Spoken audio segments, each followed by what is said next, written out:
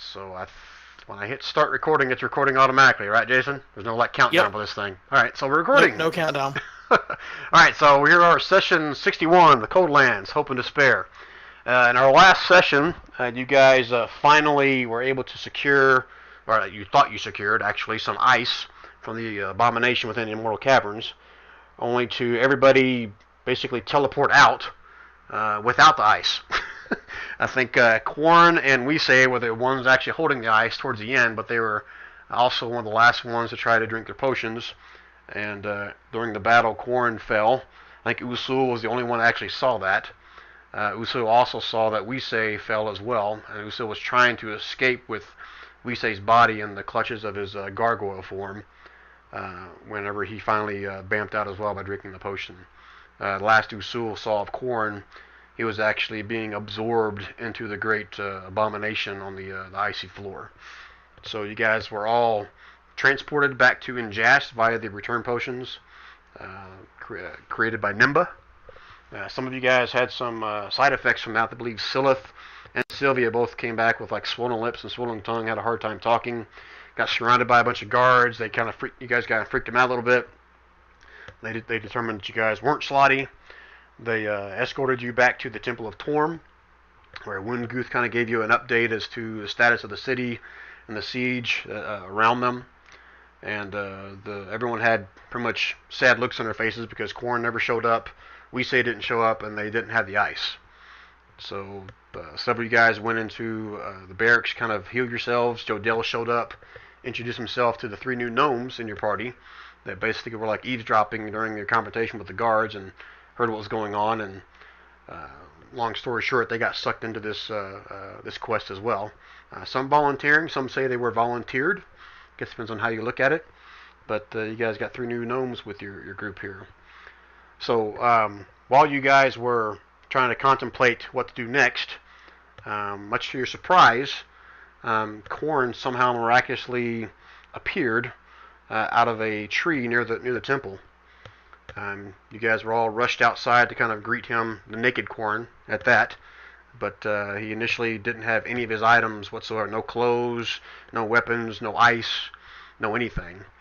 But Jodell, trying to figure out how Quarren even managed to come through a tree, not being a druid himself, kind of did a little investigation on the tree himself and did some kind of a ritual to which the tree basically like sprouted or opened up or flowered, however you want to call it, and all of Quarren's stuff came falling out of it, including the 2 pieces of immortal ice that he had with him whenever he fell. So much rejoicing that Quarren was alive. We had the ice. Weesay still fell. From that point, Jodell said he wanted to make a couple last-minute conversations, tidy some things up with Wundguth, a couple people in town. So you guys are kind of preparing to figure out what to do next. And Vindad, the blacksmith in Injast, and Kaya, the transmuter that you guys saved from the clutches of an evil wizard while in town last time, came back to you guys with some of the items that they were working on while you guys were away on your quest to Gukamar. They had 4 transmuter stones that Kaya had been working on before, and she's trying to imbue those with some powers into some items. So she brought those to you guys. Originally it was for, I think it was for Quarren, Usul, it was Kiriel, and I forget who the 4th one was, but there was 4 different items for 4 different people, and 2 of those other people didn't make it back. So you gotta distribute those amongst yourself. I believe it was correct me if I'm wrong, guys. A stone of hiding. There was some other kind of like a mace of storms. There was a belt of something I recall. Anyway, you guys got 4 new items, and you guys distributed them last time. From there, Jodell came back to you guys, and you guys kind of debated back and forth about whether or not you wanted to stay and help fight off the impending horde that's going to be an attack upon Injast. Through like Jodell's kind of direction, he kind of told you privately that he wasn't sure if Injast would hold against the horde, and that the more important quest would be to get this ice and the other item that he was able to secure while in Teleflam back to the gnomes within Mucklestone to rebuild the Gemcore extractor. And for those of you who haven't been past that, the Gemcore extractor is needed in order to travel to Limbo, the plane of chaos, and use this Gem Core extractor like a drill, basically, on the giant spawning stone to basically extract a core of it out. That is the gem that is needed for the talisman of Talum in order to basically destroy or banish the portals that the Slotty are using to transfer from the plane of chaos to the material plane. Excuse me. So with that being said, you guys all made your way to Mucklestones via transport via plants, metagaming there. Basically, Joe Dell created a portal within that same tree that Corn showed up, and you guys all jumped through the door, and you appeared instantaneously next to this little village of Mucklestones, which, as of right now, I think Joe Dell and Pebblestone, Dr. Pebblestone, that is, are the only ones that are really familiar with this town. Some of you may have heard of it, but they're the only ones that have actually been there or seen it before. Ah, important point of order. One of the things I want to talk about with you guys is the fact that once we get our full group here, we could have a full group of up to 8 people. So with that being said, I'm going to kind of role play a little bit of what's going to happen with Bairn and with Renault. I'm going to say after the fact that Bairn stayed back in Jast to kind of help defend the city. So he's not going to be with you guys when you're in Mucklestone. And Renault, although he's with you, he's probably going to find something to do to keep his time occupied while he's in Mucklestones, or he may head back home, wherever that is, so that I don't have a giant party that's going to just destroy everything in one round moving forward, if that makes sense. All right. Roger that. Just a couple updates for, again, mainly for Diddy, since he wasn't here last time. The 3 new gnomes you guys are now with your party. One of them's Toman, which I believe you played with in the one-off that we did a month or so ago. We've also got 2 brand new characters. Twig. Well, actually, Twig, you were in the one-off too, right? Correct, I was. Okay. Twig has a new voice now, in case you didn't notice, did he? And we also have it's okay. It's cool. I think I should be over it now. Last session I was laughing about every time he would talk, so maybe I'm used to it by now. And you also have Dr. Pebblestone. Dr. Pebblestone is a tinkerer by trade. He also comes with a large metal ball with spikes on it, construct that follows him around everywhere. Twig has basically a companion black bear, right, Twig? Yes, Buttercup's a black bear. Yes, a black bear, armored black bear. And Toman, as you probably know, he also has his little companion of not a little companion, a big companion of a huge black mastiff. Okay? I think that gets everybody up to speed. Any questions, comments, complaints about last session? Okay. If not, I'll switch the map and see if I forgot anything to tell you guys about. So you may have to zoom out a little bit for this map here. I'm going to suggest about 50% is what I would suggest. You should be able to see the entire map there. So looking at the map here, you guys actually showed up, and you see this little icon I got there marked as the party. That's going to represent the entire party unless you guys want to split up. That way I don't have 10 little tokens moving all over this town. It's not exactly to scale. So you guys all showed up right down here and come walking out of this large oak tree here to the left of that little token right there. And what appears to be, you're in the middle of you're in one end of a graveyard. You guys can see from this vantage point that there are some giant slabs kind of over here towards the center of the graveyard. The entire graveyard itself is kind of surrounded by a stone fence, probably about 5 to 6 feet tall. Off in the distance to the north, you guys will be able to see like some of the crop fields or the farms within this area. And I'm not even going to make you even roll a perception check. Can you guys see the map okay? Yep. Yes. Okay. All right. Beyond the tops of the crops, looks like some corn and wheat, whatnot, you can see what looks to be like the mast of a sail and what looks like a furled sail as well. Corn's not here. And Usul, were you ever traveling with them on the ship? I can't remember if you were or not. I think that was after the fact, correct? I didn't catch the name. Yeah, you don't know. It was before your time. So Corn, was going to recognize, or think he recognizes that sail because it's a sail of many colors. Now, out of character, those of you that haven't seen or heard about this, is this sail was caught on fire by another PC that used to be with the party when he was it, I think Lightning Bolt, when someone jumped up on the boat trying to attack him. He basically lit the sail on fire and it got torched, and the seamstress on the boat had to basically make a new sail out of like 10, 20 different quilts. So it's an ugly looking quilt at this point, or ugly looking sail. But Khorne would have recognized that being the Swift Sparrow, which is the ship that helped them basically traverse from Helgabal, the starting point of the campaign, to Giad, right before they got to Injast. So that's a somewhat of a familiar sight for Khorne at this point. Also, without a perception check, as you guys start walking out of the tree and kind of looking around, and Jodell's kind of pointing things out as to where you guys are and where you're going next, there are several elves, wood elves, that come hopping over the stone fence behind you guys, and they immediately kind of recognize Jodell and kind of walk up to him. They both start talking back and forth in Elvish, and they kind of go through and do some brief introductions.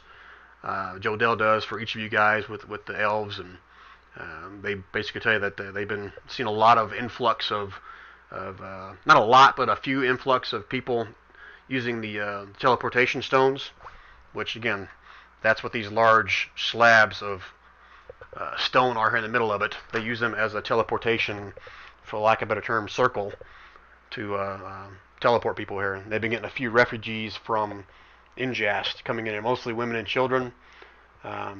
Being this is Mucklestones, most of the people coming here are either halfling or gnomes. Dr. Pebblestone, you'll know this and will share with the group as well, that probably about 95% of the population within Mucklestone is gnomes. They do have a smattering of elves and halflings and maybe even a couple gnomes that live within the city. But tall folk is very rare in this city, mainly because, excuse me, mainly because most of the buildings are designed for the small folks. So the larger folk have a hard time kind of getting around and getting used to the smaller accessories, the beds, the doorways, everything like that. So that's when most of the refugees coming in have been the small folk. Okay, let's see what else here. Ryan, quick question. Yes. Is that water? Are those boats, or is that land, like roads? Those look like carts to me. Also, hi guys. Hey, how you doing, buddy? So, to answer your question, Pebblestone, this is knowledge that you would know. There are no rivers here. Those are roads on there. Okay. Thank you. And you, Dr. Pebblestone, since you are basically family with Nimba and Jimba, will remember that being in town before, that Nimba and Jimba used to have a boat that was on wheels. So that is what you can assume, unless Khorne shares with you that it's, well, Khorne's not even sure if it is them yet. But you can kind of put two and two together and kind of wonder if that's maybe Nimba and Jimba's boat as well. Does that make sense? Yes. Okay. All right. All right, so now that Silith is here, Silith, is there, I don't know, when you came in, is there any questions you've got about what you're seeing here right now? It's the what's it called? Mucklegrump, whatever the name of the town is. Mucklestone. Mucklestone Village. Yeah, I was confused because as soon as I loaded in, it showed Didamar doing a great sword attack, and I was like, we're already in combat. We've been here 5 seconds. No. I'm just checking out what's up. No, so where did you come in on my little, I guess, prologue there, so to speak? I dropped out of roll 20. You were just kind of explaining like the overlay of the village and that it's very small, some halflings and all that stuff. Yeah, it's mainly gnomes. They have a small smattering of halflings and dwarves. Like I said, it's mostly small folk because all the buildings are designed for small folk. So while they do have a few elves, because wood elves in this area, like I said, these wood elves kind of greeted you guys from hiding, so to speak. The wood elves are kind of like the protectors of the forest and this town here as well. So yeah, and you mentioned a graveyard surrounded by stone. I heard that. Right. Okay. So yeah, you pretty much came in the beginning there. So again, this down here is pretty much the graveyard area. You now know stone wall. Yep. These are now like teleportation slabs. Up here to the north, these are basically all the farmland. This is the actual walled city or village of Mucklestones, up here to the left. Okay? Perfect. All right, now it's up to you. What do you guys want to do? Again, Jodell and the elves will be kind of escorting you guys or showing you guys way up to the front gates here, unless you guys are wanting to do any kind of investigation, talking, role playing, or whatever. Just so I'm clear, when we left off last time, we were coming towards the town because of Jodell and the two newcomer. Was it 2 or 3 newcomer gnomes? You got 3 gnomes in your 3. party now. Yeah, and so it was because of them that we were heading this way. Now we headed this way because this is where the gnomes have the understanding and the knowledge of how to reconstruct the gem core extractor. That's what you guys needed the immortal ice for. In the last session, Jodell would have shared that he has also secured another part you guys needed, which was a shadow master necklace, or something called a choker. To which I think it was Twig kind of gave him a knowing nod or conversation. Because he knew where it came from. Yeah. Right. And since then, I've now understood that also Toman would have an understanding about that as well. Now, whether or not he had a little one-on-one conversation with Jodell, I'll leave it up to him. But Toman, you're also familiar with what exactly that is, and I'll share that with you offline, unless it's something you would just share with everybody. But based on what I told you about the Shadow Master is good, it's not exactly something that they would openly discuss about what exactly it was and how it was used. Right. It's not common knowledge. Yeah, it's like the mob. You talk about it, you'll get a hit. Alright, so you guys can feel free to talk amongst yourselves, roleplay whatever you want, but at this point, Jodell and the elves are kind of walking you guys up towards the gates here of the city. I'm going to remind Jodell that we've just come from a campaign and that we still need a good long rest. And Jodell will share with all you guys, says we've got probably at least 2, maybe 3 days for them to reconstruct this gem core extractor. So they've got an infirmary here. They've got some. We obviously got some population of druids here who can help you guys out as well. But you should feel safe here. Last time I was here, there was no threat of the centaur or the Slotty horde traveling this far south. But again, you should have plenty of opportunity here to heal and rest up as you see fit. Okay, fair enough statement? Fair enough. Okay. So any other conversation thing as you guys are walking up to the gate? If not, I'll continue to kind of explain what you guys see.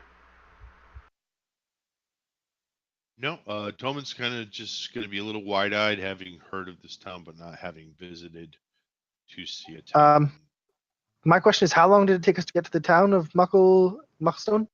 It was instantaneous. The druid Jodell had you guys walk through a portal through the tree. Oh, right. Okay, I couldn't remember how we got here. I was like, did we travel? I don't remember. Yeah, I think the spell is called transport via plants, but it's basically like creating a portal in a large tree. And you guys came out of this other large tree down here at the south end of the graveyard. Gotcha. Okay. Fancy. Silith is still dead tired then, same as he was last time. Like he's like literally tried to sleep, and then like Corn showed up, and everyone woke him up, and now he's very much just like, can we just find an inn? Yeah, and Jodell and Dr. Pebblestone, I don't want to speak for you, but both of them will share the other. There are several spots here to. There's several inns where they accommodate traveling folk. He said even some of the more common inns have a couple large rooms for the larger visitors as well. So he said there should be no problem finding you guys a good place to rest. But he said he'll apologize in advance. He's not going to spend a lot of time with you guys. He wants to hurry and get these parts to Cudware, the overseer of the city, so they can begin the reconstruction process. Okay. As you guys are approaching the main gates over here, you guys will look around without even a perception check. You're going to see several strange-looking constructs that are kind of making patrols along the perimeter of the walls out here, along with a gnome or two kind of escorting them. You even see a couple of them that look somewhat similar to the one that Dr. P's been walking around with as you guys first introduced to him back in Injast. You guys will also see that the entire perimeter of this town, Looks like the walls are made of these huge timbers. I mean, we're talking like maybe 6 to 8 feet in diameter, and the whole outside wall of this are covered in like tiny little plates, almost like they're layered like scales of a dragon, but they're all made on metal plates. And you'll also see along these gates up here as well, you see there's like 2 large towers that kind of on each side of the main gate going in. Each of these towers has some kind of a strange looking ballista mounted to the top of it. And Dr. Pebblestone, is that something you would care to elaborate on those? Or I know you don't know, but I'm just going to answer for you if that's something you would elaborate on or not. Yeah, absolutely. You know, my knowledge, my character knowledge is high, my player knowledge is low. So, Right. yeah, feel free. Dr. Pebblestone wants to be welcoming, inviting. He's eager to show everybody and kind of show off what he thinks are the coolest parts about this town. Right.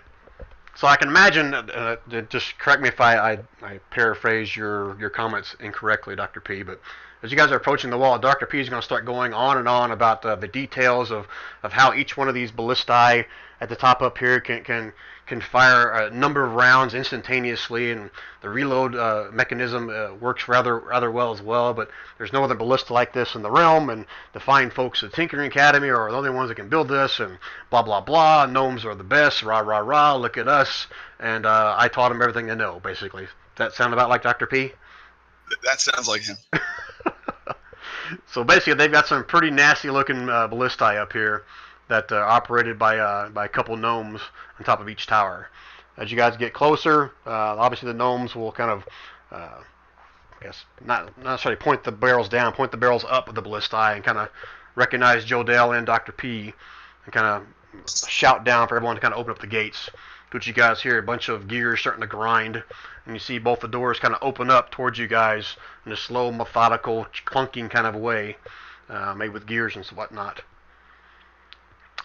And as you guys start making your way into the city itself, first thing you notice is that on the fronts of every one of these buildings along the first alleyway you guys come to are just covered in all kinds of flowers and colorful plants.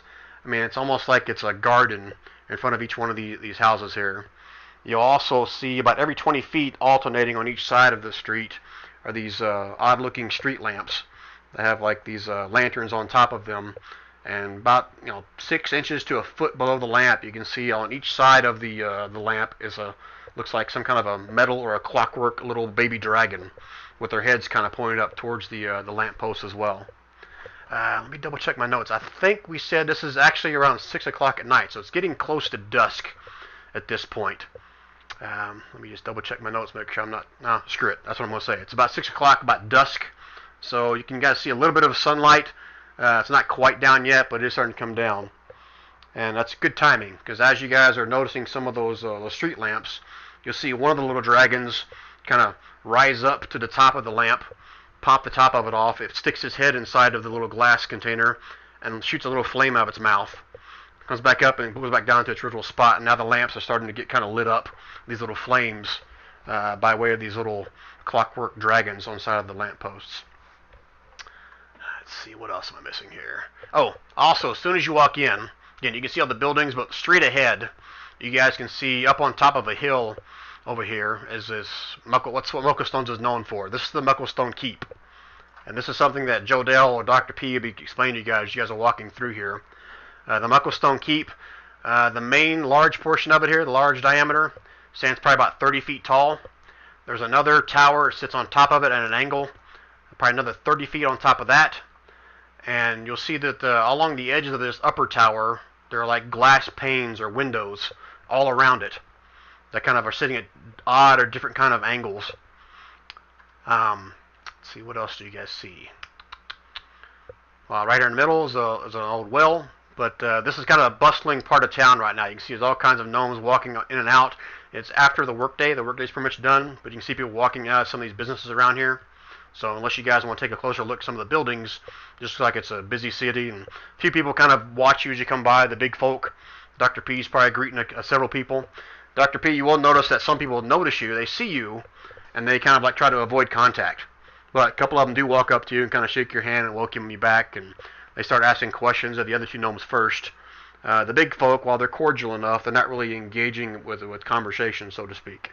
But they still welcome you. Some tip their hats, and what would you like to do They're next? probably like, that was quick. How did you save the world and get back so fast?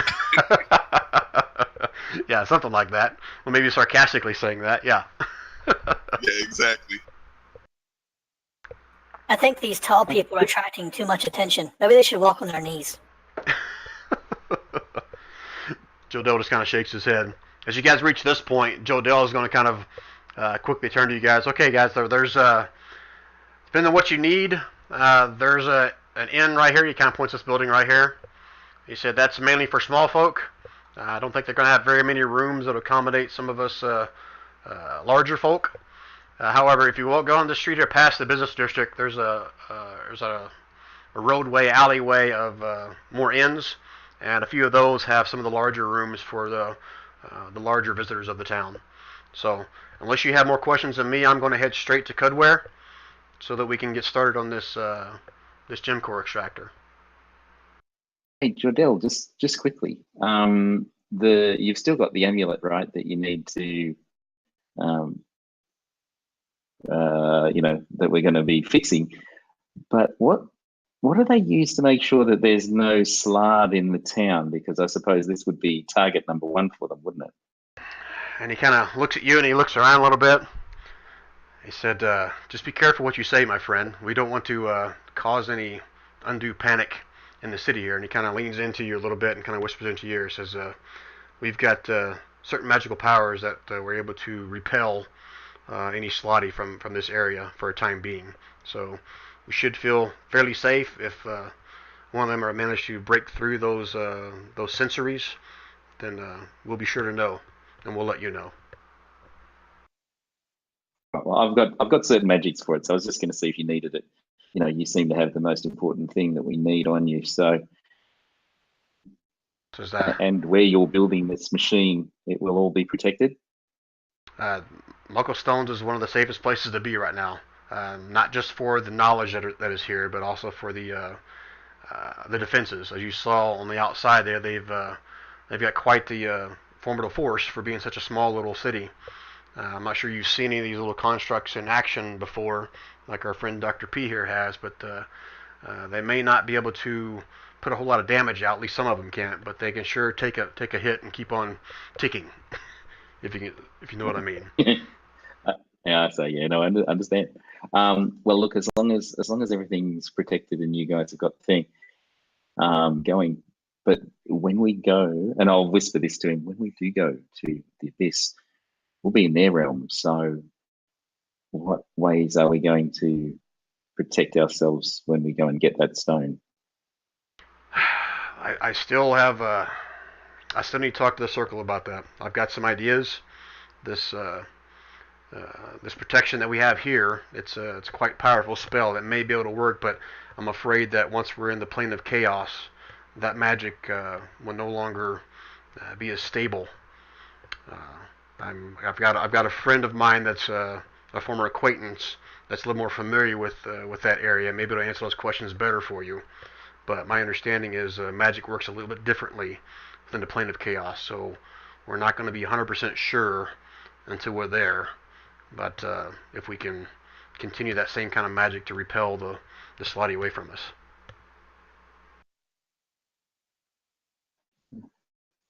I'll just pop some healing on myself to bring myself up. Does anyone else need some healing before we? Silith is looking tired and a little roughed up, but mostly tired. How long will we be here, Jodell? How long will we be here? Like I said, Yes. I'm given the gnomes tell me that it's at least a couple days to finish the reconstruction and to make sure it works.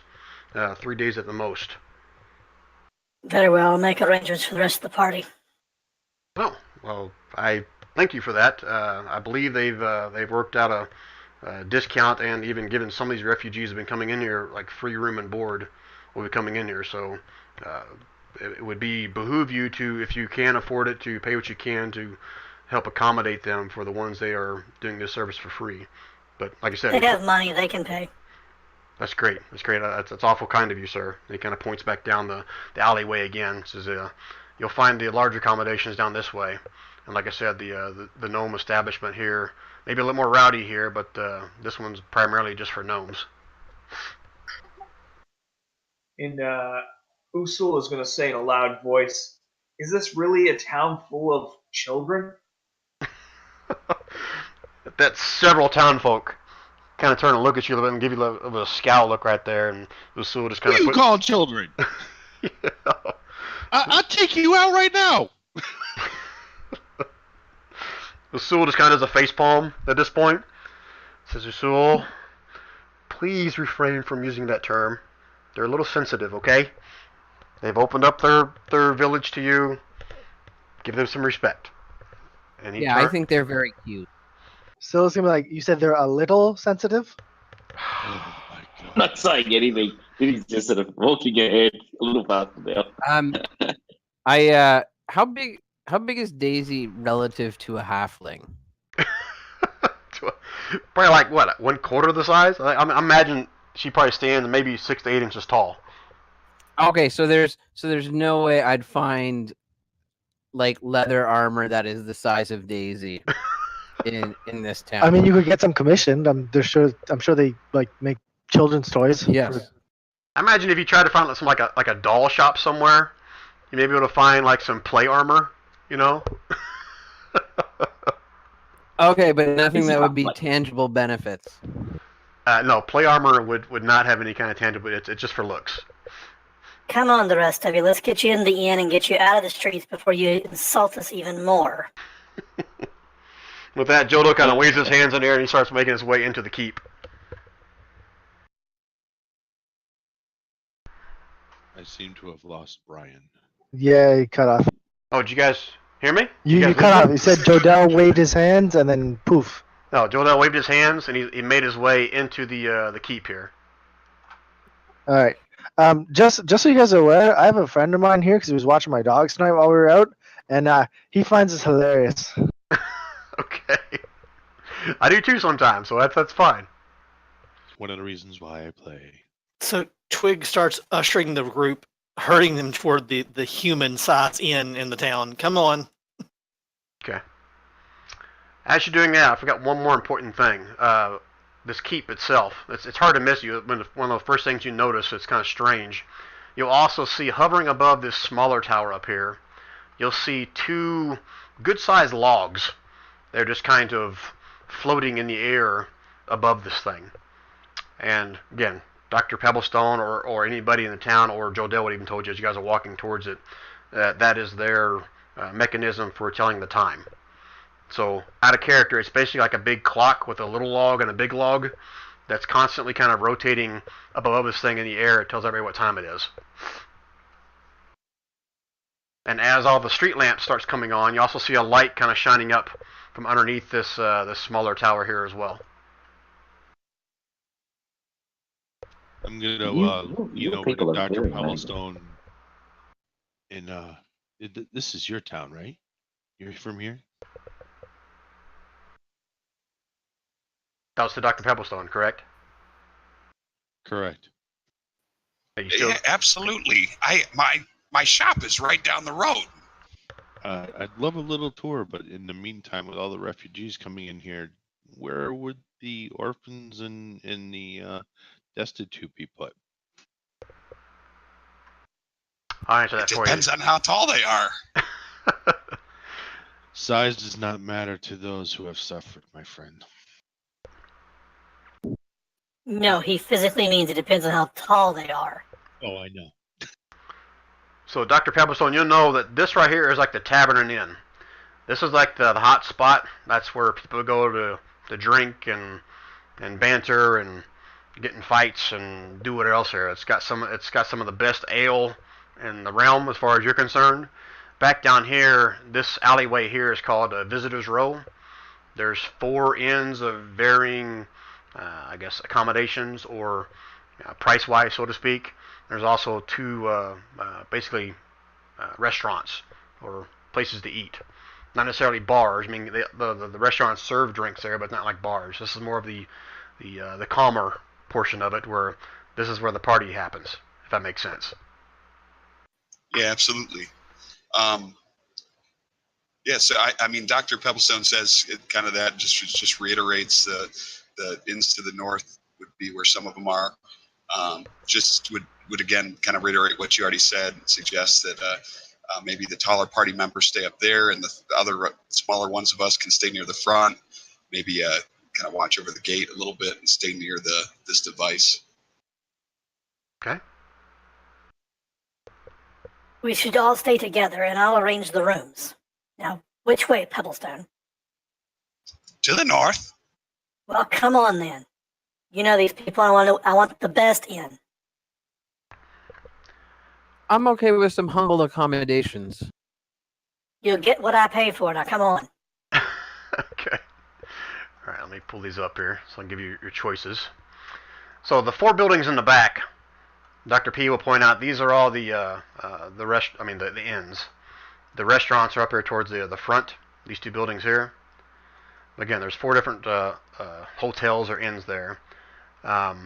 Names are the Blossom Pillow, the Maiden, the Rug, and the Foxhole. Those are the 4 different inns in there. So the volunteers to sleep in the Maiden. And Dr. P will share with you guys that the Blossom Pillow is the high-priced luxury inn. The Maiden and the Foxhole are pretty much, run-of-the-mill, common accommodations. The Rug is going to be your cheapest one, and it's going to feel like the cheapest one.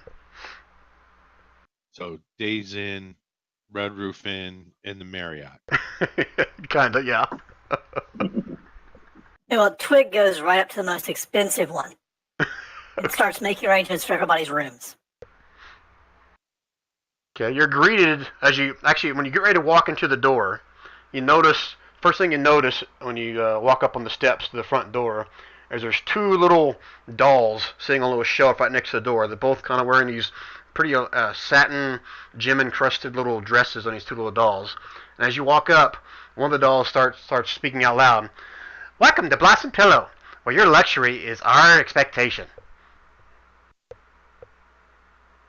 And as each person walks up behind you, kind of repeats that same saying. This little doll starts speaking. Look, this might be a bad idea. But he goes in anyway. Now, Dr. P, this is going to be a very common thing throughout the town that you're aware of. These are magical little dolls that are sold at the magic shop that basically can be taught these short little phrases that get triggered on something they set up, whether it's someone approaching, someone saying something specific. But a lot of the richer folk in town use these as kind of like a greeting or a doorbell or something of that guy. Some of them use it as security purposes, but it's a very common thing for some of the more wealthy establishments. Got it. Okay. All right. So if you make your way in, go ahead. Do we get supplies at this inn? I'll arrange supplies. Let me deal with that. You just relax. So I'm assuming Twig is kind of leading the whole group in. Is that correct? Yeah. Okay. He's taking charge. So you start kind of walking in with these. I don't know, you got 8 people, I think total, maybe 7. Anyway, you got a big crowd. You guys start coming in. The front door, although it's not exactly small, it's still not really good for normal people that are 6 foot tall. It's probably like 5'8", 5'10" tall. So some people have to duck to get in. I think Silith is well over 6 foot, and I think Diddy is the same way. But as you walk in, you see this. Crap, I don't have a description here. But you see this little gnome woman kind of standing there, and again, all printed out dress there. And Dr. P, again, you're familiar with this as well. This is your distant cousin, Bimja Pebblestone. This is actually the mother of Nimba and Jimba. But she greets you, Twig, and welcome, sir. Welcome, sir. Oh, I see you have a large crowd tonight. So yes, I'll need private rooms for each of them. Okay, so I must apologize in advance, sir. As you see, we've had a little bit of an influx of we've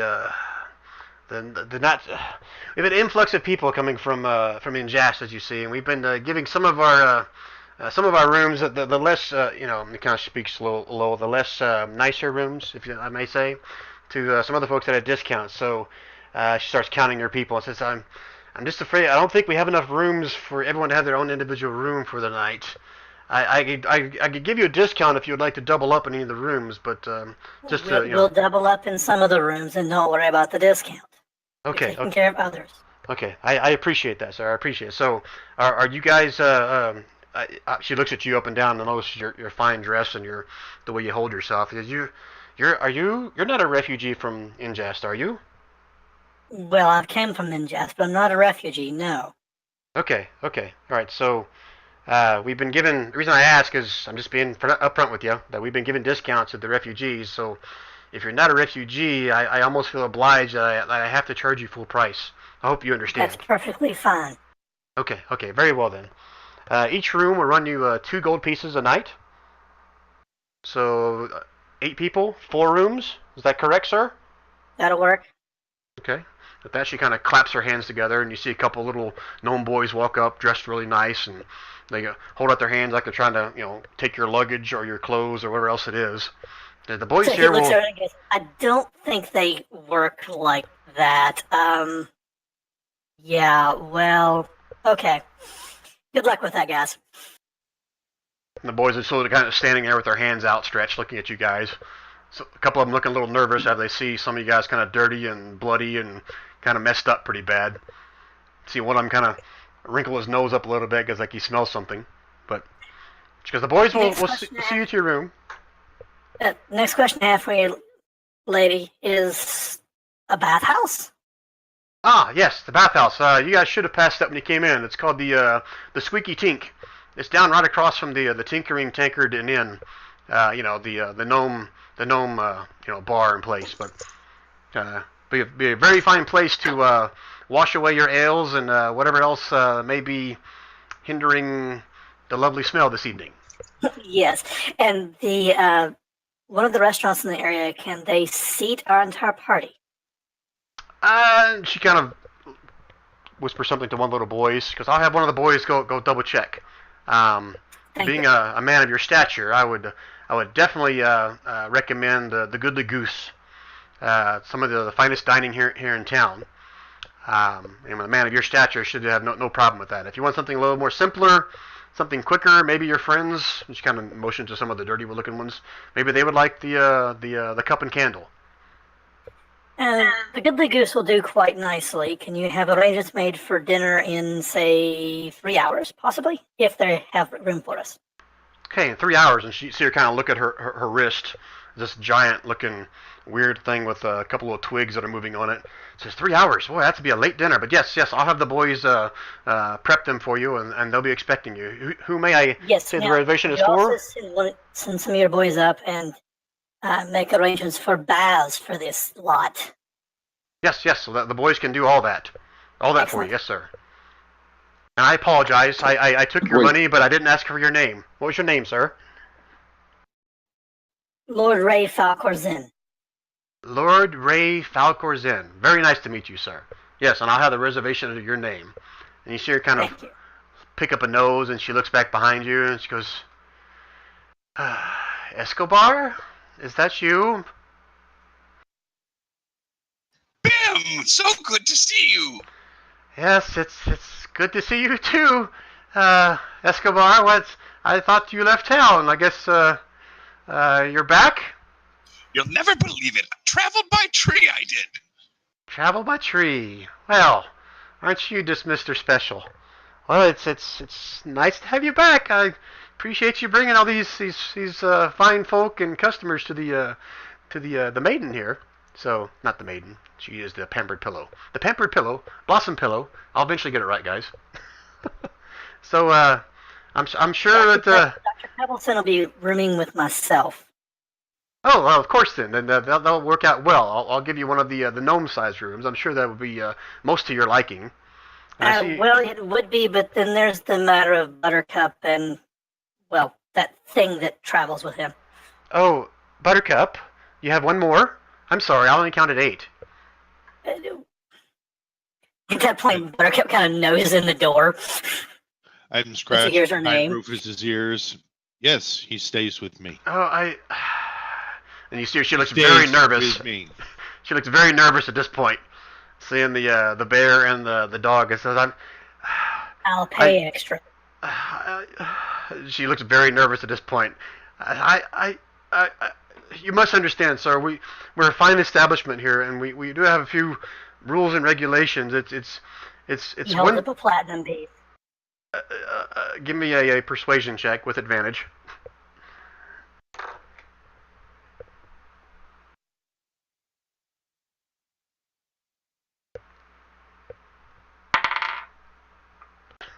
She kind of sees you drop the platinum on the bar there, so to speak, or the desk. So, I suppose we can make special accommodations. And she claps her hands again, and another little boy comes up, and she whispers something in his ear. So, okay, we'll arrange to have another mattress brought in for your friends. Would that be okay? Well, they don't need a mattress, just room on the floor. Oh, well, very well then. Then we'll just have them bring some special rugs for them. How about that? Excellent. Bim, I will leave Baymax outside for you. Don't make arrangements for him. Okay, I didn't know that was really going to be an option, but yes, we'll leave him outside. I'm okay with that. Thank you, Pablo. You see, Or Escobar. Diddy slowly and surely unloading everything he's got. He looks at the little gnome. He steps up close to him. He says, "You're quite strong, aren't you?" He sort of looks down at him and says, You start unloading everything. You see his knees kind of buckle a little bit, and he's starting to sweat. Yes, sir. It's a maul, javelin. Yes, sir. My backpack. Thank you, sir. Saddle. I was like, can you clean all of that for me? Oh, and these boots, these are terrible. And I just sort of give him pretty much everything I've got, and then I'll slowly start looking around. Yeah, I've got normal clothes under my plate, so I'll slowly and surely start getting that off as well. And I'll say, do you have a place where I could just quickly get changed into better clothes? Your room. I'll do that then. And do you change gold for platinum? Oh, well, of course we can do that. I mean, within reason, obviously. But a better place to do that may be the town hall, the gym cutters down the street as well. Although it's 6 o'clock again. But they may already be closed for the night. I'm sorry, but we can try to accommodate as best as possible. All right. Well, do you have 34 platinum, and I'll give you 340 gold? Let me. She said, "1 moment, please," and she kind of walks back to the back room, and you're talking to someone back there. Yes, that's what he said. I don't know. Come back in. It seems that we only have enough to exchange. She's counting out in her head. We have 11 platinum that we can exchange. That's the most we can do for tonight. But first thing tomorrow morning, I can run and get change for you. I promise that. Look, That's fine. good lady, 11 is we haven't squared our bill yet. Of course. Yeah, But no, that's perfect. All right, He lays another platinum with the one that he already put on the counter. oh yes, well we'll definitely we can accommodate any needs that you may have tonight. Let me tell you, yes, anything you want. And you guys watch as the little gnome that Diddy kind of dumped everything on top of. I mean, you can't even see the gnome's head anymore. It's piled so high, and he kind of gingerly starts walking his way up the stairs a little bit. He takes about 2 steps, and then he falls. And then all of Diddy's stuff comes rolling down the stairs. He goes, "Oh, I'm so sorry, sir. I'm so sorry." He's starting to try to pick them all up, and several little boys come up and start helping him, and they all start grabbing stuff and walking up the stairs with you guys. help them up the stairs to get to the room, and then get changed into my fine clothes, and then take my plate off, or my splint off. And I'll just give them everything just to clean. I'll say there's a saddle mark on it from ice and everything, so he just gives them everything to clean. But I'll just take my sword with me and just find clothes and put my belt on and keep most of the MIs, and away we go. All right, so is anyone else using these little boys to help carry their stuff upstairs, or just Diddy? Silith places a copper on the counter and says to the innkeep, "Please ensure I get the finest pillows." And she kind of looks down at the copper sitting on the desk and looks back at you, and she picks it up and kind of stuffs it, like between her In her breasts. bosom. Yes, in her bosom. Says, "Yes, well, you'll be taken care of, sir. I can assure you that." And she kind of turns and looks at Twig again, or whoever else is walking up the stairs. So the reason I asked... Twig has remained with her while the rest of them are departing. I'm sorry? Twig has stayed with her while the rest of them are going to their rooms. Okay. Sylvia's going to bring her own stuff up because she doesn't want them to accidentally find Daisy. Okay. So anybody that utilizes the boys to kind of help bring their stuff up to the room, the boys will come in and unpack, set your stuff where they want, and they just stand there for a second with one hand sticking out. Don't say anything, but they just stand there with one hand sticking out. I missed all that. Yeah, I got You went robot. I was going to get robot. All right, so anybody that used the boys to carry their stuff upstairs, they will come into the room, unpack your stuff how you see fit, and then just stand there with one palm raised up with their hand open. I'll get them to help me take my armor off as well, and then I'll give them a silver piece each. There you go, boys. Nicely done. And it takes them longer than it would take you to take your armor off to help you undo all the straps and everything, just because they're basically like crawl all over you and climb on top of you to help get everything off. I'm just laughing and they do it. This is the first time he's been pampered in forever, so he just enjoys the whole thing. Silith is going to get them to carry his stuff up in his pack, and he's all tired. And when he sees their hands out, he rummages through his pockets and pulls out a couple pieces of trail rations and drops them in their hands. In fact, you see the little boy, he doesn't close his hand, he just kind of holds it there, and he comes walking, doesn't move his hand at all, but he just turns around, like walking out the door. And then give me a perception check, Silith.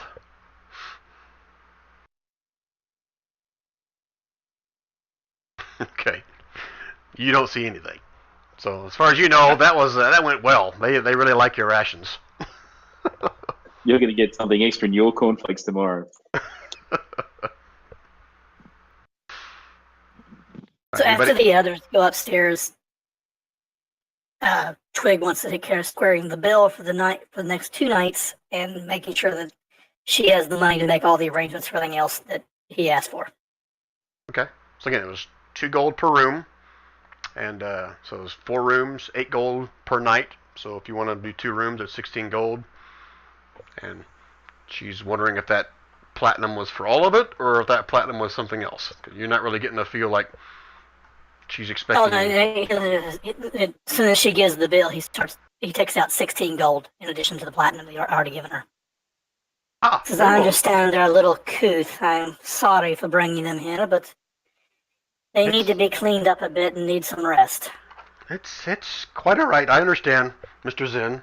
As you can imagine, we've had a few not so clean folk in here lately with the refugees and all. But we'll make accommodations. We'll make everything right, sir. We appreciate your good fortune and your generosity. It's the least I can do for what you're doing for the other refugees. I said, please make arrangements for the bathhouse for them. Yes. I sent one of the boys off to do the reservations for the bathhouse and for the Goodly Goose at 9 o'clock. You say, correct? Excellent. Okay. Now, I didn't tell the boys what time to expect you for the bath. I just assumed it was going to be before you went to dinner. Is that the correct statement? Yes, that's why I allowed the extra time. Okay, so I imagine they'll set the time for about 8 o'clock. If not, if they come back and they did something different, I'll send them back again. Excellent. 8 o'clock will work at the bathhouse? Yes. Okay, very well, sir. Anything else I can do for you, sir? No, that's all. Thank you. And if you have any problems with this lot, please let me know. I'm sure we won't have any problems. And she has somewhat of a sarcastic look on her face. We'll be fine, sir. Enjoy your stay. Let us know everything else we can do for you. Thank you, milady. Alrighty. So, is it everybody's intention to actually sleep for the night, or do you guys want to go out and do any sightseeing or anything else? Ooh, I'd like to go and have my bath and then have the dinner and then do a little sightseeing, then go back. Silla's plan is to go do dinner, bath, dinner, and sleep. That's his current plan. Okay. Tomlin's bath, dinner, and maybe a little gambling at the end. Okay. Sylvia intends the same thing, bath and dinner. Okay. So anybody going to do anything before the bath? Let's put it that way. Usul is going to request some supplies from the innkeeper and put it on the hotel tab. Okay. So when you start asking, Bimja, Bimja. Guess I could have put that in chat for you guys so you can understand what the hell I'm saying. Maybe. Bimja Pebblestone. As you start asking her for supplies, I mean, when you say supplies to her, she's thinking like supplies that you need for the room, like extra towels or more down pillows, or like that. And she'll be asking you like what kind of supplies you need. Going to request 3 potions of healing and 1 extra. I can't remember what they're called, but the higher level potion of healing. Because good sir. I don't mean to interrupt, but we're not that kind of establishment here. We're an inn. Now, in the morning, you'd be free to go down to the alchemy shop or the magic shop or the business district. We'll be able to probably accommodate any kind of your needs you've got here. But unfortunately, we don't deal in those kind of things. I hope you understand. Did the doctor not? Did the count not pay you? Did you not receive 2 platinum pieces? Well, yes, of course. Mr. Zinn tipped quite well, yes. And I thought that was just for our general hospitality, and we're trying to set up the baths for you. We're trying to set up the restaurant. Oh, I get. Are you asking me to go to arrange getting some potions for you? I'm so sorry, sir. I misunderstood. Yes, I can see to that, but unfortunately it'll have to be in the morning because the stores are unfortunately closed at this time of the night. That will work. Oh yes, of 3 course. potions of healing, 1 greater healing potion. Okay, and shall we add these to the bill, sir, or would you like to pay in advance? Of course. I'm sorry, I didn't catch that, Don. Yes, of course. Of course. What? Add it to your room bill, or pay me now? The count is paying. Oh, very well then. I guess we'll add it to the room bill, and I'll have one of the boys fetch one first thing in the morning, as soon as they open. Would that be suffice? That will do nicely. Please add something nice in it for yourself. Oh well, thank you very much, sir. But I feel like I shouldn't do something like that when it's Mr. Zinn's money without his permission. I hope you do understand. Whatever works for you. Of course, sir. I thank you.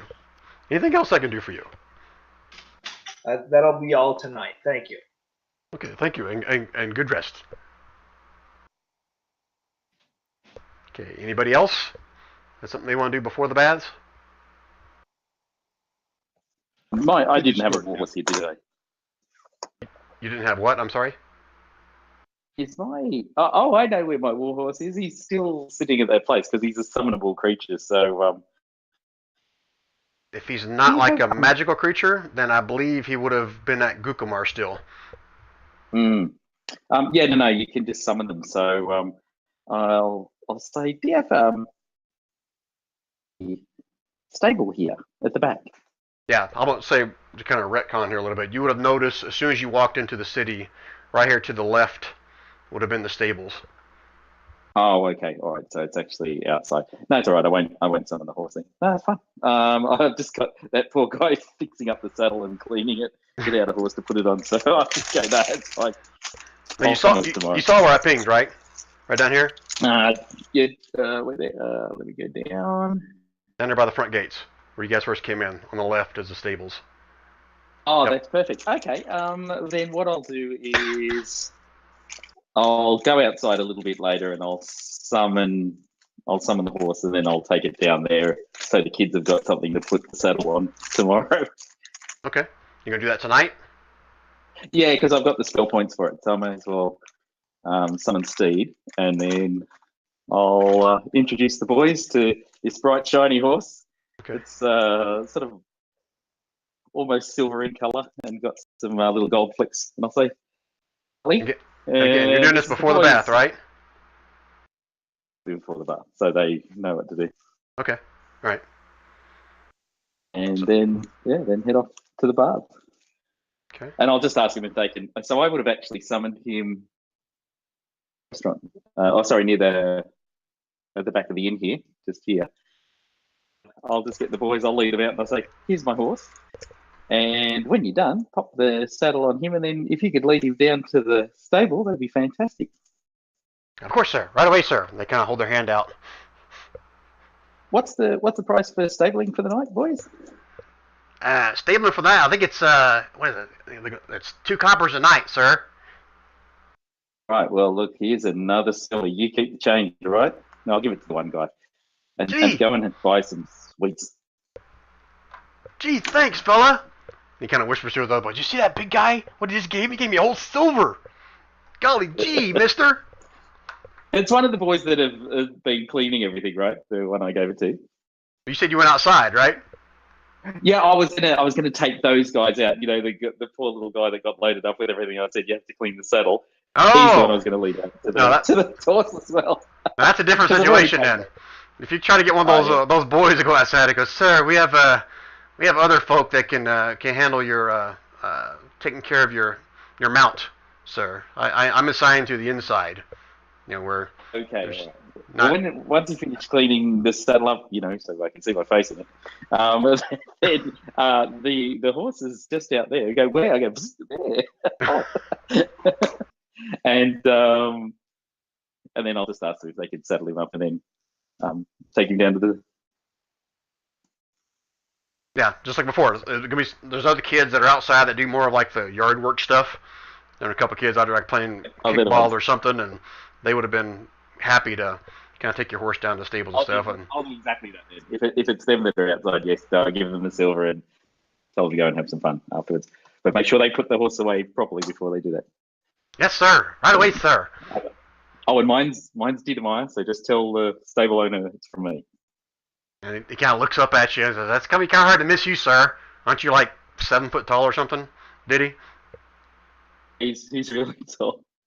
Says, but Sir Dietermeyer, I'll tell him it's Sir Dietermeyer, or for the most of us around here, it's the big giant guy that's staying in the pampered pillow. That one better. Thank you, sir. And they'll take the horse and got a little crowd of boys that are going to follow him down to the stables. Are you going to follow them down to the stables? Or are you going to leave them to their own wherever they're doing? No, I can communicate with him in the house. So, okay. Just play with them a tad. If they want to jump on you, it's all right. Okay. So do you want me to share what your horse sees, or you're not worried about that? I know he can tell me what he sees. Okay, so again, they'll just make their way down through the business district. Again, right down the center of where you guys came from, and back toward the stables where I clicked on a while ago. And as the horse makes his way into the stables, he's greeted by another little gnome there, gray hair, matching beard that wraps around just around his jawline. Looks like he's got something in his mouth. Can't quite tell what it is until a few minutes later you see him bend over, open up a pouch on his hip, and spit into it. Then close the pouch back. Says, "This is a strange-looking horse here, but what you boys got?" And they explain to him about the big, giant, tall man named Sir Dietermeyer, and this is his magic horse, and he pays a lot. So if you do good, he might tip you as well. And the horse will see that there's obviously more horses, not really horses, more like mini horses and like goats and like small type of mounts for the most part. Ponies. But he'll also see along one side of the barn is a bunch of these mechanical construct type of mounts. One that looks kind of like a pig. Where's my notes up here? Make sure I don't say anything I don't. Like a pig. One that looks like a giant chicken. Again, this is a horse here, so I'm not sure how he actually knows what these things look like. And a couple of the looks like small little ponies as well. These mechanical construct type of mounts as well. Well, did you'll marvel at their amazing ability to tinker and then head off to the bath with everyone else. Okay. Anybody else want to do anything before the baths? Okay, I'll take that as a no. Alright, so like I said before, this building right here is the Squeaky Tinker is the name of it. And that is the town bathhouse. As you guys are making your way down this direction, actually, as you pass by this little section of the street right here, you'll see there's quite a few dirty and grimy gnomes, a couple halflings, and one dwarf kind of making their way from the backside of this building here, and they're just covered in like black soot, ash, grease. You're not sure what it is, but a big crowd of them kind of making their way, walking alongside you guys, and you'll see they also make their way into the Squeaky Tinker as well. And as you guys approach, just like at the inn, you'll see another little doll sitting next to the door there, kind of hanging, almost like it's in a noose, but it's hanging from the door. It says, "Welcome to the Squeaky Tinker. We'll get you squeaky clean or your money back." And it says it over and over again as more and more people keep kind of walking up to the door. As you walk inside... Escobar, these things are annoying. Did you invent them?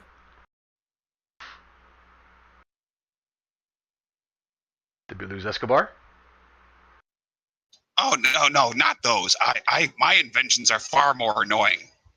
Good. Just like yourself, huh? Oh, You're the one that wanted to room with me. I chose to room with you so that she wouldn't throw you out. Damn! Oh, Bimja wouldn't throw me out. Bim and I go way back. Her That's boys what I mumbo was right jumbo. about. They're getting into stuff, but me, I'm a good guy. How do you come up with these ideas to invent these things? Look at You his go to head. school. It's pointed.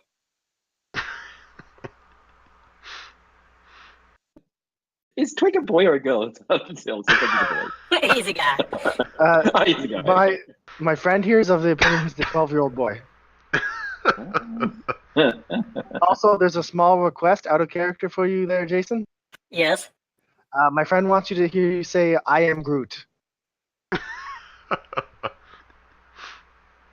I am Groot. No. It's a little voice. I am Groot. He's laughing. So my question for you two, are you actually changing your voice for this to entertain him, or? No. Okay. Alright, so as you guys start making your way... Sorry, go ahead. I'm sorry. Oh, did he just pay something to the two? He goes, "I think your town's wonderful, guys. This is really amazing technology." This is not my town. Oh, but My town's several hundred miles that way, and he points toward the coast. are they both tinkering towns that you're from? No, my town's not a tinkering town. My money came from trade Wow. and pirates. Oh, Didier just sort of squeeze his way into the door after these two. Alright, So so it's as you- gonna like push Didemeyer in because he's probably stuck in the door, so he can get in behind him. Yeah. I'm taking my armor off now, so I've just got a little bag with some clothes in it, so I'll just squeeze through. now this Buttercup just kind of parks herself by the door after Twig goes in. Now, this particular building or establishment has, doors to accommodate, the largest of folks. As you can imagine, they're trying to accommodate any kind of customer that comes in or maybe dirty, and being right here in the main thoroughfare, going in and out of the keep and out the entrance, that it's got rather large doorways. Now, some of the furniture, they have some normal sized furniture, but most of it is, again, still to accommodate the gnome folk here, but they do have some of the larger stuff there to accommodate something as big as ASMR and a Dragonborn. But as you guys walk in, you guys are greeted by, where is she? Bandy. He has bushy brown hair and thin eyebrows. That's a male little gnome. And he greets you guys, welcome to the Squeaky Tink. Did you guys have reservations? As you can see, and there's more of these dirty, gritty gnomes kind of nudging their way past you guys into some of the other bathhouses on the back side. Says, you guys have a reservation? Yes, I believe the lady up the lane made reservations under Lord Falkor Zinn. Ah, Mr. Zinn, yes. She told us all, the boys told us all about you guys. We've got a special place for you guys. I hope that it's, we have one large public room and we have two private. They didn't really specify how you guys wanted to split up, but she did tell it was a party of 8, so hopefully that will do for your needs. That would be fine. Celeste is gonna tell him that the private room was obviously booked for him. They didn't give us names. All we got is Ray Falcor Zinn, Sir Ray Falcor Zinn, if I stand corrected. But right this way, sir. And you see him kind of yell back to the back, Tendu, the Zinn group is here. And you guys watch as this little green cropped hair, about shoulder length, big yellow eyes, almost like cats, comes walking in this little gnome. And she comes up front, goes, oh yeah, Mr. Zinn, Mr. Zinn. She's holding a couple towels in her hands. Actually, like 3 or 4 towels, so you can barely see her face. You can see from by her nose up, because the towels are so stacked high. Just follow me, right this way. And she kind of leads you guys back into, first, the big public room. And there are 2 private rooms kind of off on the back side of this large bathroom. You guys walk in, you see all kinds of pipes that have been painted or kind of adorned with flowers and colorful plants and whatnot. The whole area kind of smells this aroma of flowers and all kinds of good smells. Some steam coming off of the large pool in the room. Several chairs kind of surrounding the pool with towels, little glasses of water and fruit all lined up there. And the back room is similarly kind of adorned as well, although they have private little bathtubs in the ground as well. But everything is steaming with the warmth of something keeping the water warm. Now she comes in. She goes, most of the bathhouses are set to a certain temperature, but if you need a little cooler and a little bit hotter, just let us know. We'll be sure to accommodate your best needs. Now, as I understand it, you guys have reservations for an hour, so feel free to make yourself comfortable here. Again, we're not sure who gets the private rooms. We'll leave that up to you guys. But as they're saying that, Sylvia sneaks into the private room. Okay. She's not going to stop you. Okay, just got drinks here. We got fruit. You got to need some more, and you see there's like those little bells, kind of each little chair. Just ring a bell, and someone will come and to accommodate you. And she goes, I'm heading for the other private room, and I go, "Come along, Rufus." And I look at the woman and say, "Oh, I'm going to need a couple of buckets." And she kind of points along the perimeter of the room. So there's several buckets. Help yourself. There's also the linen baskets as well. Please don't get those confused. To put your clothes in there, or if we prefer that you bathe in the nude, or at least in your undergarments, if you don't mind. Obviously, to keep the cleanliness of the water to the level we like. But feel free to leave your clothes in those linen baskets, and do as you wish. Anything else I can do for you guys? Guys, do you massage at all? I'm sorry? Do you do massage at all? He says. Oh. You got people that do massage with oil and stuff like that, for shoulders and, while you're in the bath, someone can just do your shoulders and all that sort of stuff. And she's kind of looking at you like she's trying to read you a little bit. Says, yes, we can arrange for that. That's an extra fee. That wasn't part of the reservation, but we can definitely accommodate that. Oh, we've been fighting and doing lots of stuff, so it's always fully relaxed, and that'll be great. All right, and she goes, well, for the whole hour? Is that what you're wishing for? He goes, look, 1, 2, 3, 4, 5, 6, 7. Yeah, 20 minutes each, that should be all right. Oh, you're paying for everyone? I'm sorry, sir, I misunderstood you. You want massages for all? Oh, well, not for the whole hour. Thank you. That's so kind of you, Diddy. That's very appreciated. Rufus looks really excited. That's right, Rufus. Somebody's going to scratch your back for you. Isn't that such a great thing? Go thank Sir Diddy. And she starts counting a little bit. She goes, yeah, I think, we should have enough. Apparently. We should have enough employees here tonight to accommodate your needs. I'd just have 2 questions for you. Male or female? And would you like the basic package, the intermediate, or the deluxe? What's in each of the packages? Well, deluxe would be fine. Deluxe. Rufus says deluxe. I'll go with him. Now, normally I wouldn't have so much, but just for the doggy. All right. I'll say, look, how much is the deluxe one? Well, deluxe package, let's see, for a full hour, that would run you 1 gold. All right. Per person. I'll have one. I will have one for everyone. Oh, very well, sir. He comes that's his seeing eye dog. So if you can give it a little bit of attention as well, that would be great. But that's not a person, so I'll because we're doing such good business, I'm sure you can sort of do that. And maybe a little bit of scent for the bear outside. And she Leave Buttercup alone, please. She just wants to sit and enjoy the evening air. I'll say just a little vial that we can give her later. But yeah, no, he'll say yeah, sure. I'll pay for everyone. I'd like to request an elf, and if that's not possible, at least not a child. She kind of looks back, aghast at you, and says, "Sir, we have no children that work in a Squeaky Tinker. I'll have you know that we're a very well-established business here in town, and we don't condone such acts of, well, whatever you call it. We don't do that here." Good. We're in agreement. Prettiest female, then. You must excuse him. He's a little thick. Yes, no offense, we get that a lot, but you must understand it grinds on our nerves just a little bit. It grinds our gears. Yes, I understand quite well. Alright, so did someone ask what the deluxe package was? Yes, someone did. Okay. I don't remember who, but someone did.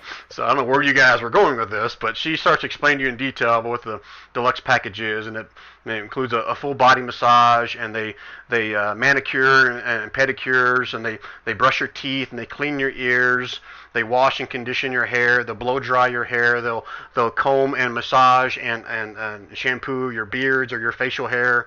If you have enough hair in your body, they'll do that as well. They wrap it all up with a warm seaweed wrap with a cucumber facial and soothing music all along the whole time for the whole hour. Is the soothing music being played by someone, or is it just like piped in some way?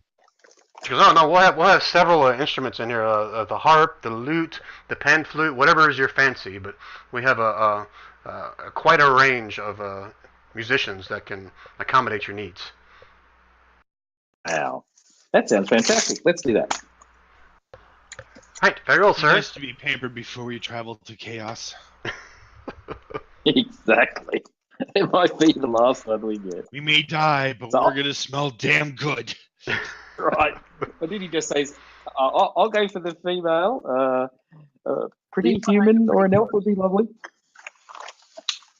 And she kind of takes each one of your orders about who you're all wanting, and she goes, "We should be able to accommodate all your needs. It may take a little longer for some of you folks, but we guarantee each one will get the full hour of pampering that they deserve." Most excellent. It's nice to know that the establishment is living up to its name and reputation. Of course, sir. Anything else I can do? If not, I'll be off and find your masseuse or masseuses, whichever you prefer, and we'll be back with you shortly. Feel free to disrobe and engage in the warm pool baths. Oh, to rewind a little bit, back at the hotel, I would have gathered all of my clothing that has been on the road with me for months, and I had asked them to laundry them and have them cleaned and niceyed up for the morning. Okay, yeah, and they'll be able to accommodate those needs just fine. They have a wash staff that's on premise there at the inn. All right, someone eating popcorn or? I think it's Diddy. Yeah, someone's got some crunching or something going on. Oh, it's just sorry about that, guys. It's okay. All right, so anything else you guys want to talk about or prep for this hour massage? Twig's just going to enjoy it. Okay. Yeah. Amen. All right, so if not, you guys enjoy the evening. I mean, this nice, hot, soothing baths that are constantly you don't see anybody bringing buckets and dumping them in, especially in the large pool. You'll see there's actually like some kind of contraptions that actually feeds the water in from underneath. You feel little jets of water coming from somewhere underneath the pools, even in the small little private ones as well, like they're somehow piped in through the floor. But you go through your hour, and it's like the most pampered that most of you ever felt in your life, to a point where if you guys can consider this a short rest if you want. You guys can roll hit dice, but you also gain one extra additional hit dice if you want to roll for hit points. Aye, that was relaxing. So Yes, and you smell much better. And Excellent, thank you. during your I guess your hour there, you guys will hear every once in a while some loud raucous noise of people being loud and obnoxious in some of the rooms nearby you guys. It's not disturbing you too much, but you occasionally hear something where it's just maybe some of the mine folk guys taking baths getting a little rowdy. But other than that, it goes by without a hitch, and again, you guys definitely reap the benefits of this. All right, so go and roll your hit dice if you want.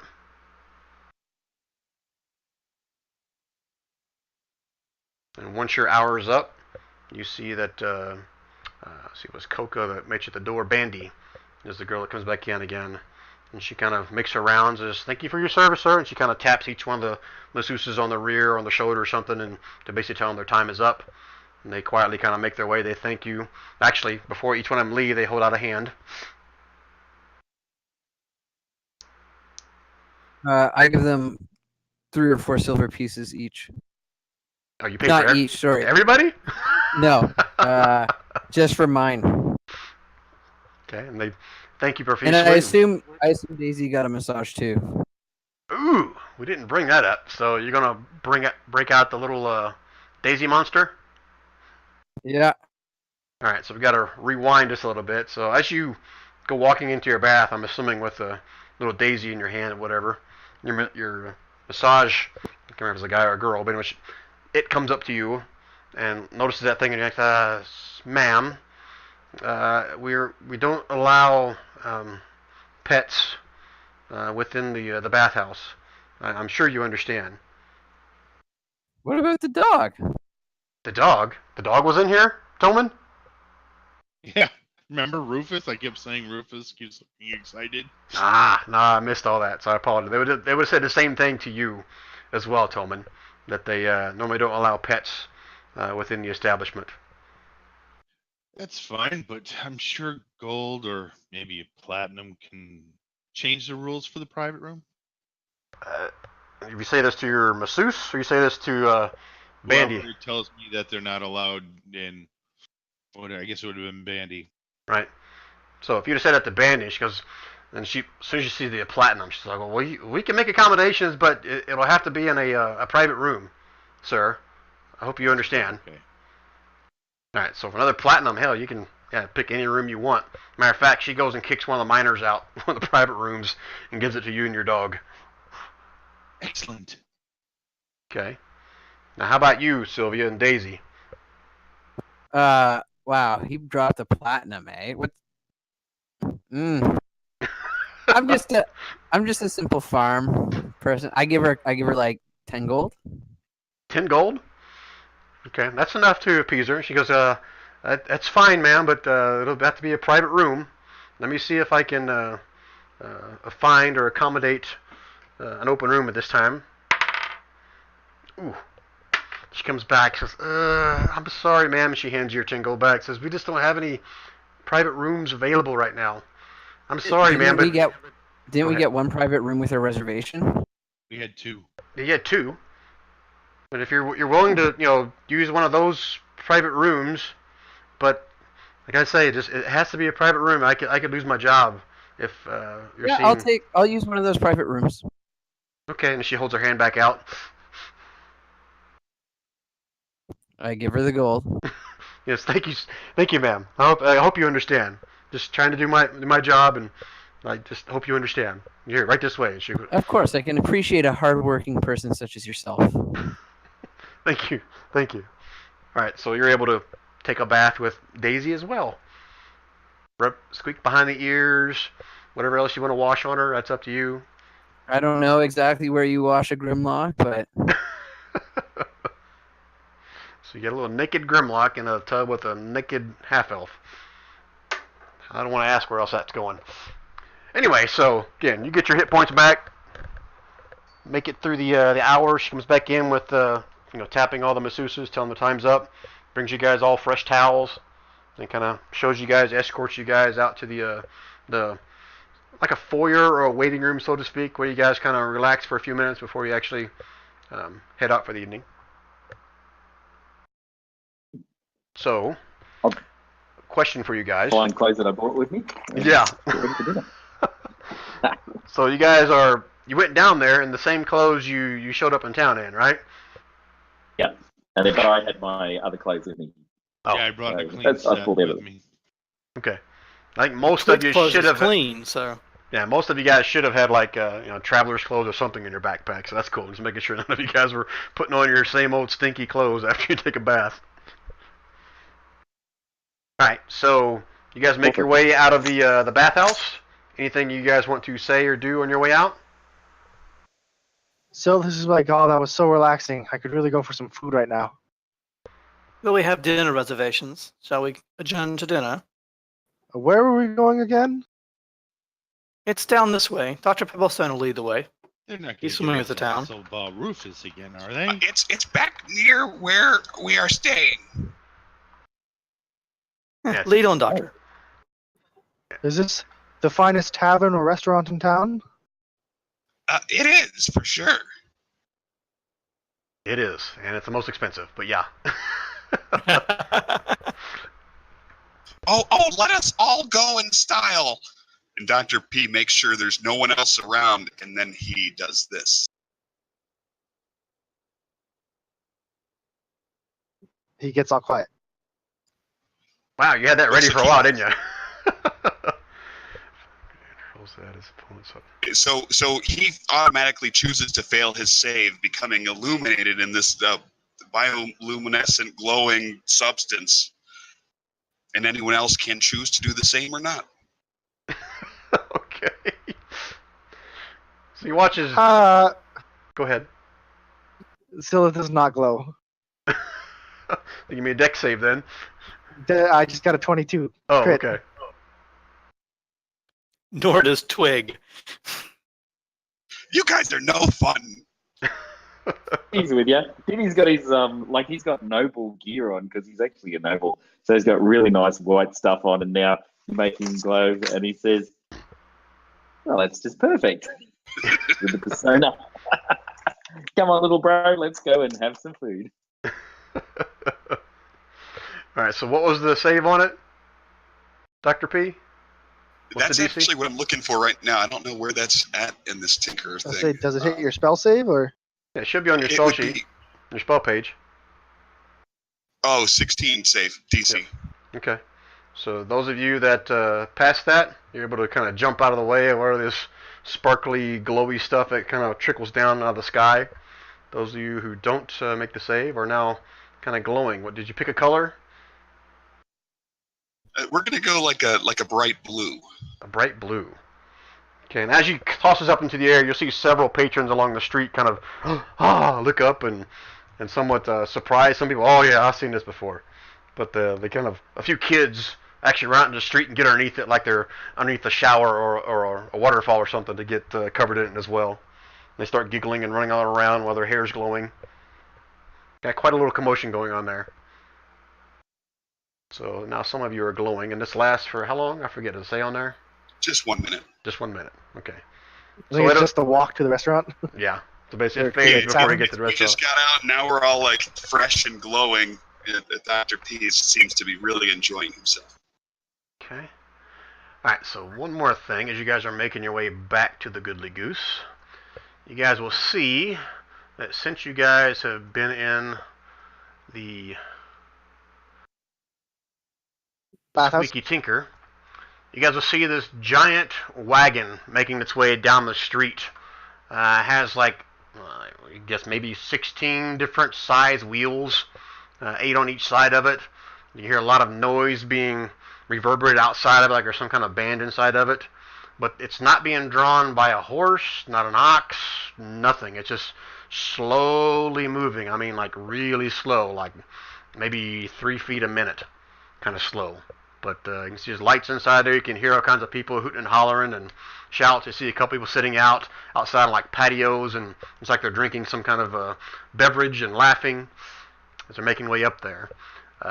Dr. P is the only one who knows what this is. So I'm assuming you would share with them what exactly this thing is. Is that correct? Absolutely. Okay. So I can't remember if I shared this with you or not, so I'm going to kind of paraphrase for you. This thing is known as the Get Along.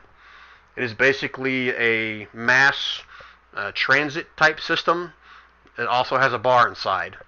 This thing circles around the city 24 hours a day at a slow pace. People can get on and get off, but to get on, it's a 2-drink minimum. So you get on, have a couple drinks. It may or may not make it to your house by the time you get done. You can hop off, and the way this thing basically operates, Dr. P is going to go into a whole lot of detail here because he just loves this kind of stuff, right? It operates on the lower level of this thing. There's a series of seesaws, and it's open to the patrons, to whoever comes on. Anyone can ride the seesaw. As long as you're operating the seesaw, you get free drinks. And the seesaws are actually what operates this thing and makes it move. Again, a slow snail's pace, but that's what operates and makes it go. Again, it's pretty much a bar house. They got a couple of dice tables in there for friendly games and whatnot, but it's basically a traveling bar and or transit system. Again, you don't have to drink, but you at least have to pay for 2 drinks anytime you get on. Does that make sense? Yes. Okay, let me see if I missed anything else on it. I'll pull up my notes, make sure I didn't miss anything. Again, this is all what Dr. B kind of shares with you guys. Dr. P's probably going to say that he's good friends with the owners and everybody who works there. He'll share that's pretty much most of one family there. The Ubertwines pretty much have invented this thing, and it's been a mainstay within Mucklestones for many years. Talks about, you probably know about the band in there called the Jamalongs. The owner's son is actually one of the members. Plays some pretty decent music if you're into that kind of music, but they play on every other night. The band plays. And on the off nights, it's pretty much just a quiet bar or transit system. Okay. All right. So with that, a lot of commotion. Anybody want to do anything with that information, or you go ahead straight to the restaurant? Heading for dinner. Yeah. Dinner time. Dinner time. Okay. So you guys are heading to the Goodly Goose. You're greeted at the front by another little gnome family, a male and female, right at the front. Says, I see you have a large party of 8. Is this the Zen party, I presume? Yes, it is. Welcome, friends. My name is Seti, and this here is Mosa, and we will be your hosts for tonight. Would you prefer we have two large tables reserved for you. We didn't get quite the details of what you wanted. You want second floor or first floor, but we can accommodate both your needs. Which would you prefer? Second floor, preferably. Second floor, yes. Right this way, sir. And you see him he grabs some kind of a bottle out of an ice chest as he walks by. Got one towel over one hand. Very well dressed. Got kind of a curly little mustache. He's got this slicked back, tight hair, almost like a little suit and a little bow tie. You guys walk in, you see there's several tables in here. Mostly, small groups, 2 to 4, but everybody in there is well dressed, well groomed, and a couple people look and they'll see you guys and maybe get some, kind of wrinkled noses. Other people just kind of look curious looks. And Dr. P, you'll get a couple, hey, Dr. P, nice seeing you again, and a couple of people that kind of try to avoid eye contact. You pretty much get that everywhere you go. It's about a 50-50 between who will actually greet you and who actually wants to avoid contact with you. My wife falls in the lesser of those categories. So Dr. P, you'll know that Seti and Mosa are husband and wife. They basically run this place, and they've got some of the finest chefs and cooks here. They've got some really good wine, always in stock, along with a few ales. Not much of a beer or ale establishment, as you can imagine, but very, very fine dinner. So you guys make it upstairs. There's chandeliers all over. And these are not like standard chandeliers like you see in most places. These chandeliers again, almost like every chandelier has a different like little clockwork kind of hanging off of where the lamp is. Some are birds, some look like frogs, some look like squirrels, some look like these majestic looking owls, but each one of them are kind of somehow adorned with these things. And every every so often they all kind of make this little tune comes out of them, like it's very soft, kind of not overpowering where you couldn't like have a conversation with each other, but just very soft, soothing music that comes out of these things as the chandelier kind of slowly spins about the room. What was the guy's name again? Got Seti and Mosa. Mosa is the Seti and his female. wife Mosa. Correct. So Silith is gonna gush over the tinkering little what do you call them? They're like chandeliers, but they're not all chandeliers. We call them more like mobiles. Clockwork. Yeah, kind of like mobiles, but yeah, they're chandeliers. They're they're lights moving, with you said, other right? things on them, right? Okay, yeah. So he's kind of gonna gush over them. He's gonna see like the high value in the place. He's like, "Oh, wow, you guys are pretty well off. This looks very amazing." Yes, we He's do just it gonna well. gush praises. Yes, thank you, sir. We appreciate that, sir. We try to accommodate the finest of customers, like yourself here, of course, as well. We look forward to entertaining you, providing you the best meal you have ever had in Mucklestones, pretty much anywhere else. And he kind of hands each one of you guys a menu. It has a wide selection of some very fine dining. Everybody give me a intelligence check, please.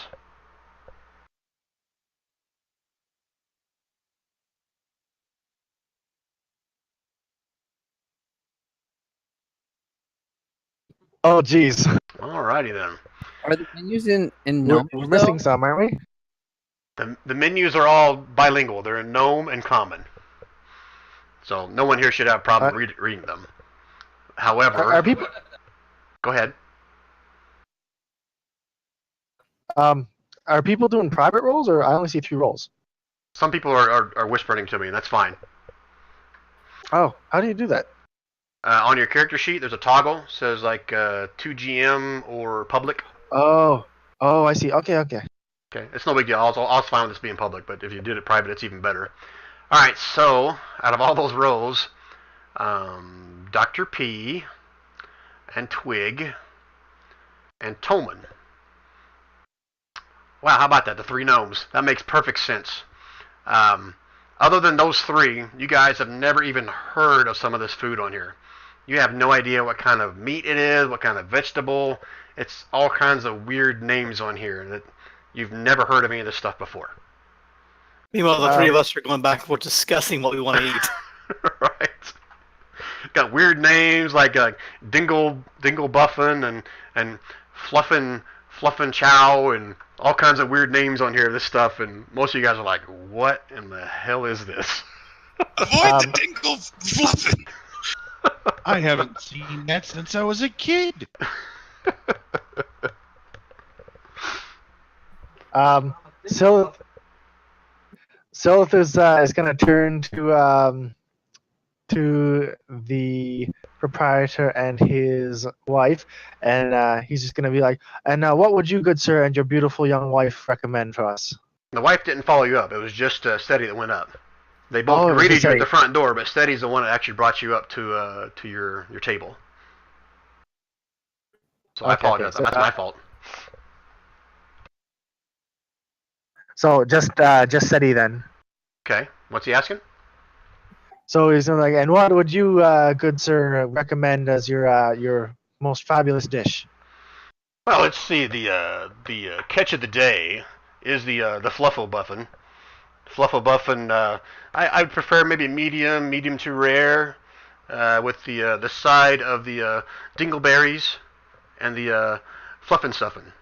That'll be my recommendation. That's the catch of the day and the vegetable of the day. Silith's gonna nod his head sagely and says, "That sounds fantastic. I'm sure I couldn't go wrong listening to your advice." And he's gonna put the menu aside and agree to have that. Okay. I need to whisper something, so I'm gonna do this in Discord to the 3 that understand. So I'm gonna move you guys to whisper 1 second. Okay, so I gotta move Aaron. Gotta make my screen bigger. Which one is it? I can move over for you.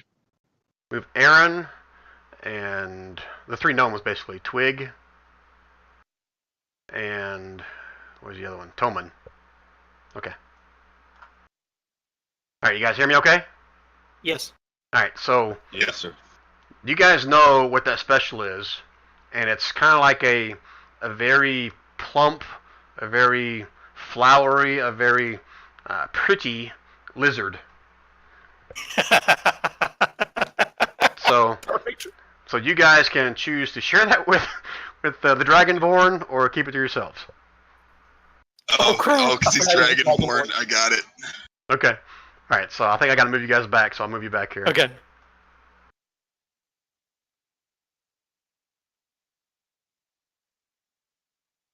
What's happening? All right. Silith, Yes, Twig. you might want to choose another option for your meal. You don't really want to be eating a relative.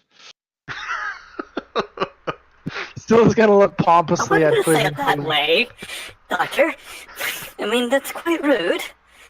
I'm not being rude. I'm being real. Come on, man. It's a lizard. He's not going to want to eat a lizard. Yeah, true. Though they can be tasty. Well, to us, sure. But this is a guy we're going to be going to chaos with. Do you want to piss him off? I Well, don't. not particularly, no. Silla's gonna look a little taken aback and look between Toman and Twig like, well, what kind of lizard? Small, plump, kind of juicy. They're actually quite tasty. Yes, they quite are. You can actually see he's kind of like going, maybe. Silla's gonna kind of lick his lips and glance back at Seti and be like, no, I think I know what I want. Yes, sir. What would it be, sir? Silla's gonna continue along this conversation. He says, I think that does sound good as a recommendation. Does your family, do your children enjoy this as well? Do my children enjoy this? Sir, I'll have you know I have no children, but if I did, they would most presumptively love this.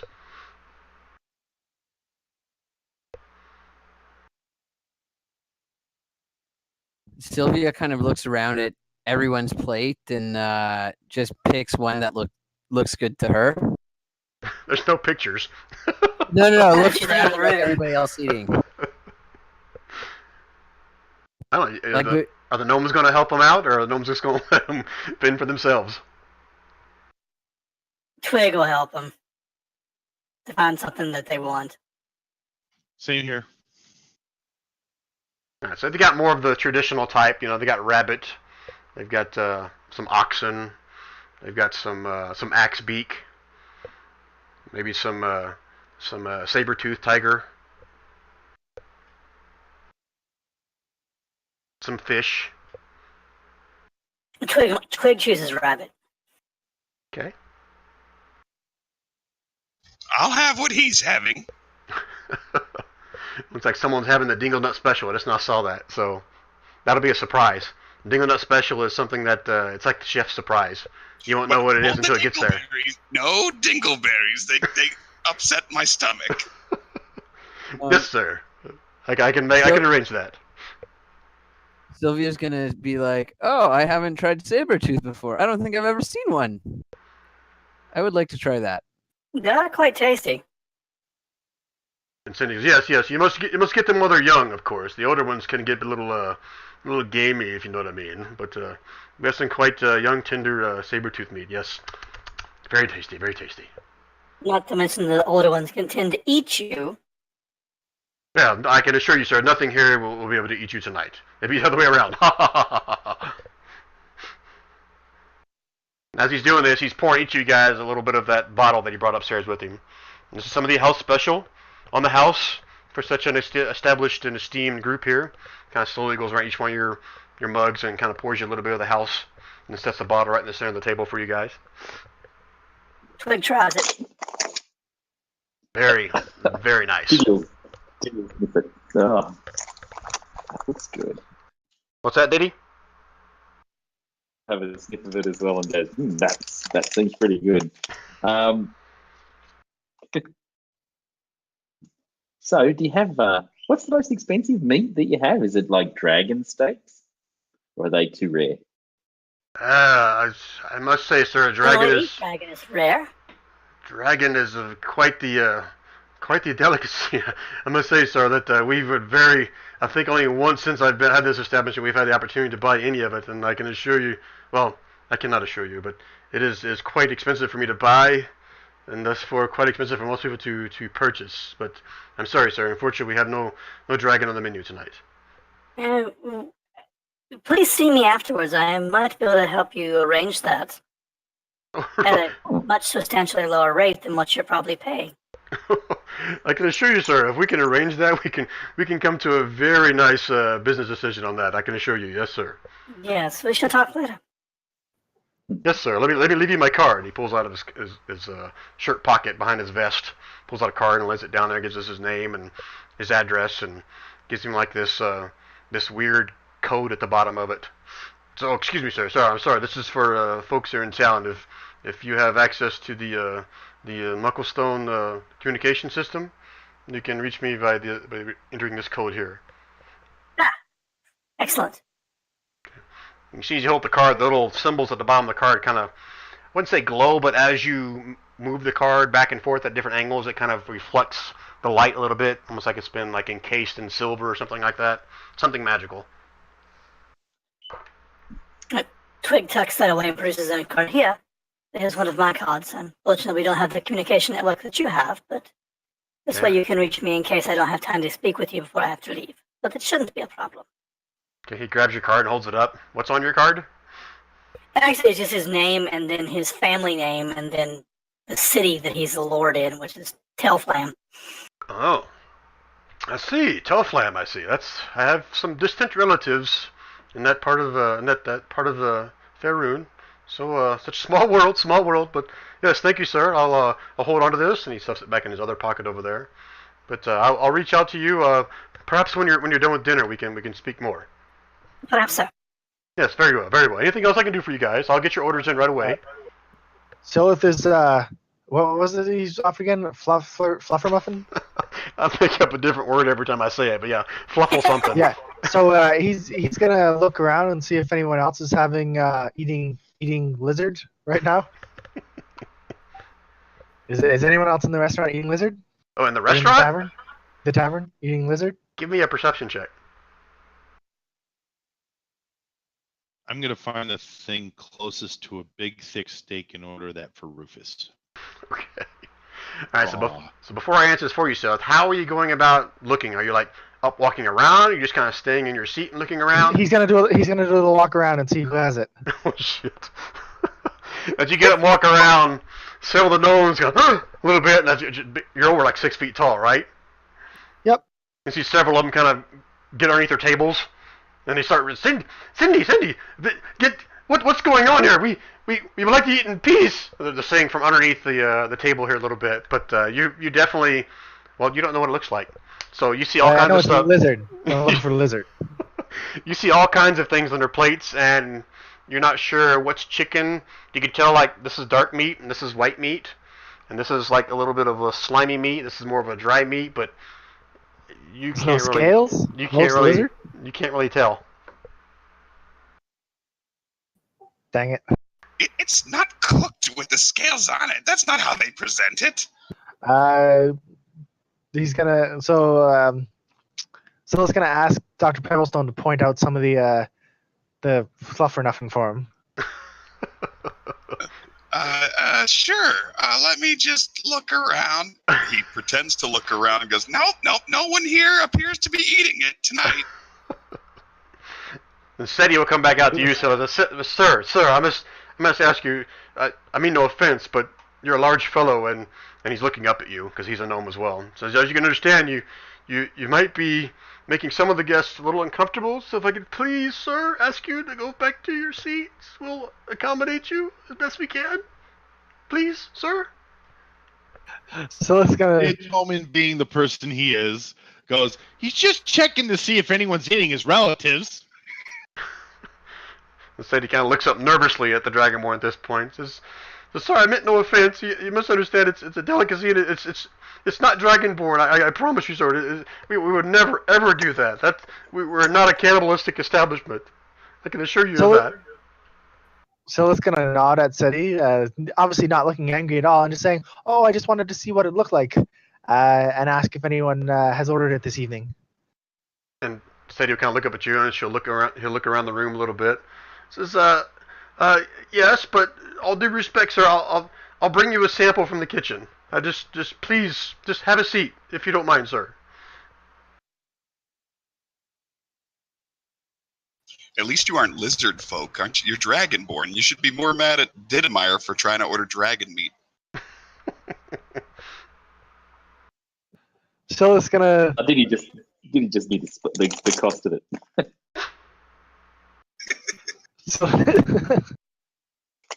So Silith's gonna go nod almost imperceptibly and wander back to his seat. Okay, thank you, sir. Thank you, sir. And you see him kind of hurry back to the kitchen a little bit, and you hear a little bit of commotion and maybe some shouting in the back. And he comes walking out briskly with a small little plate, and then brings it up to you. Here, sir. This is Flufflebuffin, or whatever I said, and it's just a small sample. As you can see, it's quite well prepared, and it's nothing like your flesh, I think.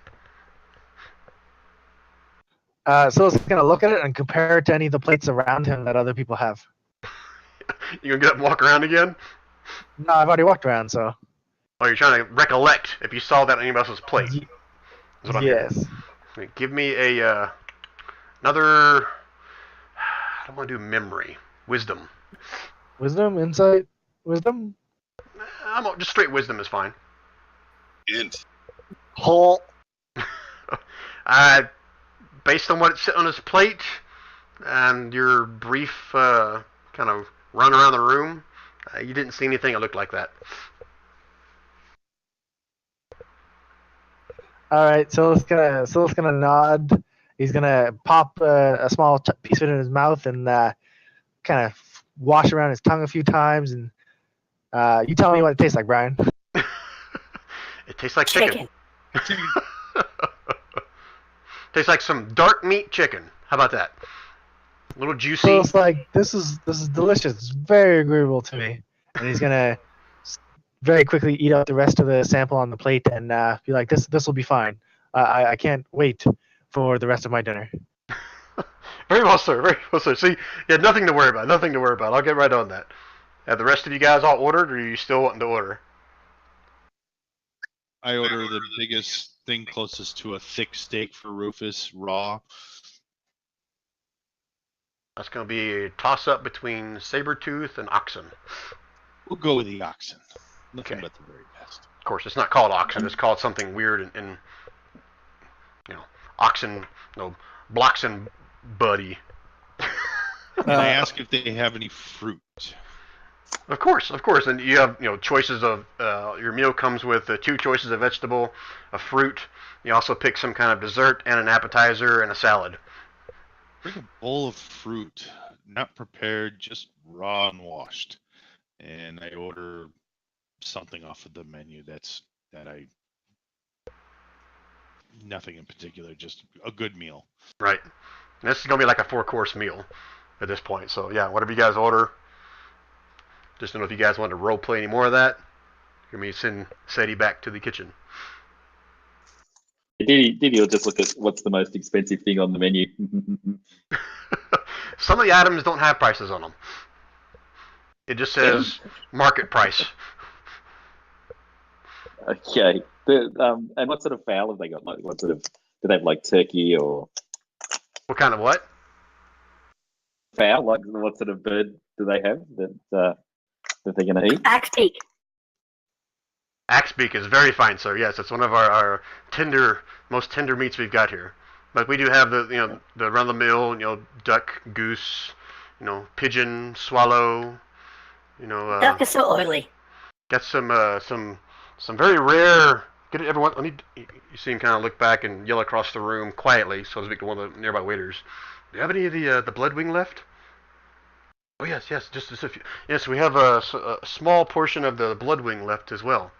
It's an acquired taste, I must say. If you haven't had it before, just fair warning. Some people are quite shocked by its aftertaste, but it's quite a popular seller here. Oh, well, if I can get a little sample of that as well, then that would be great. Yes, sir. Right away. And He'll run back to the kitchen and bring you back this little bitty, almost looks like a bat wing that's been like kind of fried in something. So here you go, sir. Here's your sample. What do you think? Are you gonna eat it? Yeah, I'll have a couple of bites and see if I like it. Okay. Give me a Constitution check, please. Thank you. Okay. Always a good sign. Check. There you go. Ooh. Okay. As you bite into it, it's almost like you're sucking on a whiskey soaked rag. It's got such a bite to it, it almost like makes your eyes water as you bite into it. But it is strong. It is strong. You almost feel like yourself maybe getting drunk off it just a little bit, if not a little bitty bite on it. But you suck it down and don't have any ill effects. But it's some very strong tasting meat. So, yummo. I'm gonna go for one of these. Are you really? Okay. Yes, very well, sir. I appreciate your honesty and your bravado of trying something new. It's like watery. As well, that's what life's all about, right? I'm gonna ask for if they have any, like, what is their cheapest and smallest fish, and take that for Daisy. Cheapest? You mean like an appetizer, sir? Yeah, like capers or sardines or something small for small mouths. It's probably the puddle quipper. Puddle quippers are quite a little small fish. Packed quite the punch. If you know what I mean. Quite the calorie intake. But that's fairly priced. It's not the cheapest, but it's a fair price. Okay, I'll take 2 of those. I guess that's enough. Well, the appetizer only comes with 3, sir. I mean, if you want less than that, I'm sure we can arrange something. But the appetizer comes with 3. Will that suffice? Yeah, the 3 is fine. In fact, don't even cook it. Just bring them raw. Okay, sir. Well, as the overseer's warning here is that we tend to not cook anything raw unless it's passed by the overseer, and this is not one of those things. But just fair warning, I must disclose that that is our normal procedures to cook everything that the overseer says must be cooked to at least medium. But is that okay? Fine, then cook it. Okay, very well, sir. Just looking out for your best interest. Hope you understand. Have you had puddle quipper before? No, I haven't. Oh, okay. Well, again, just please take my advice. It's raw is not good. Not good, sir. Well, it's not for me. It's for my pet. Your pet, and he looks around. Says, "I'm sorry, sir, but we don't allow pets in the Good to Goose." Oh, it's not here. It's back at the inn. Oh, okay. You want like a kitty bag? Is that what you'd like? Yeah, Grimlock bag. Ah, I don't know what this term Ziploc, but yes, we'll find something to put it in to let you take home. I mean, he said a Grimlock bag. Oh, Grimlock. I thought he said a Ziploc bag. No. Grimlock bag. What'll be really funny is they go, Grimlock? Have you got Grimlock? Where do you get that? That's like on the top of the menu. No, that is not on the menu. Yeah, that's because they find it so hard to find. But you still have the same response. A Grimlock. I'm not sure what that means, but okay, we'll get you a go bag. Would you like it after everyone else is done with their dinner? Please. Okay, very well, sir. So, any other questions, comments? No. So I'll just get like a normal chicken as well, because I know I'm going to need to wash this bird down with something. So I sent you a whisper, Brian. I'll just get. Oh, sorry. Hold on, guys.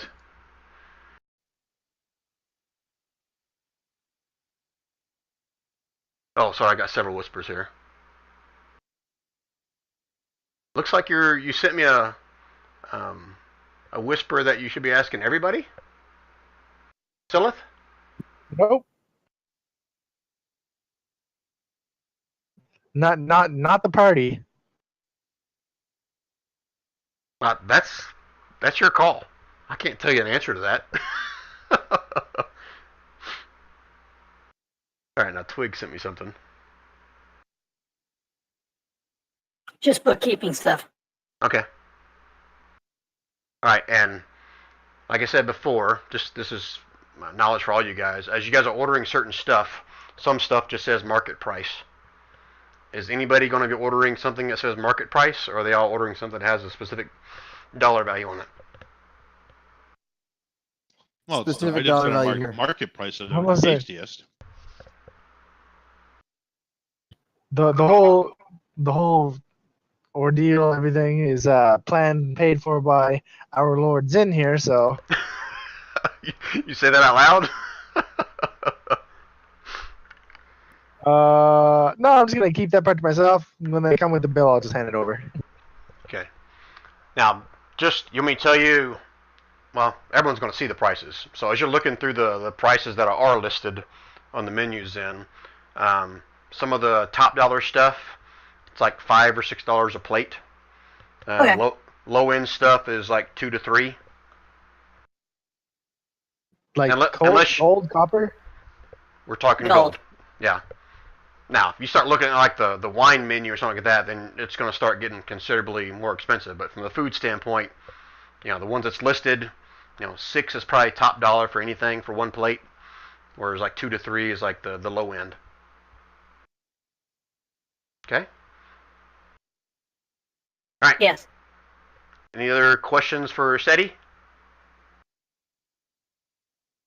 I'll take it as a no. Okay, so SETI takes each one of your orders individually, and your drink orders if you guys are going to order drink anything else, and he'll make his way back to the kitchen.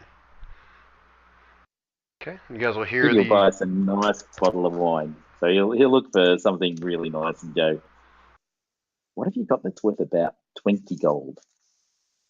Really, really good stuff. You're asking that of SETI, the waiter? Yeah, what's your best bottle you've got? This is the best bottle we got. He kind of looks at you and he looks over at Zen as well. He says, we do have a vintage in the back that runs for 250 gold a bottle. The house wine will do quite nicely. Yeah. House wine, okay. Oh, have you got anything that's really nice around the 20 gold mark? And she looks over at Zig as well. Says, we can find all kinds of accommodations. And Zen, assuming that you're looking through the menu, you can see a wide range of bottles of wine. The cheapest are 5 to 6 gold for a bottle. Again, the most expensive is that $250 one that he talked about in the back for a bottle. Twig finds a nice 20 gold wine. Orders a couple bottles of it. Ooh, very well, sir. Very well. We'll be sure to accommodate you, and they'll even offer to bring out a couple samples of the different variations they have of that price range of wine as well. To which each of you... I trust you to pick. Oh. You know your wine so better than I do. Very well, sir. I do know my wines, but I must say, everyone has a different palate. But if you trust me, I will do my best. I trust you. Plus, you're having the food prepared for us, so... Very well, my sir. Any other questions? All right. I'll get your orders in, and I'll be right back out with the appetizers. Makes his way back in there. Another waiter comes out with the drinks. If you order anything other than the wine, they also bring the 2 bottles of wine into a little stainless steel little tub they put in the center of it filled with ice. And they bring out more wine glasses, more towels. The fruit, the appetizers, everything you brought out that you already ordered gets brought out as well. Continue to hearing the soft music every once in a while. These chandeliers up above you, making these soft, soothing noises. You'll see several, again, well-to-do people at the tables, kind of having quiet conversation with each other.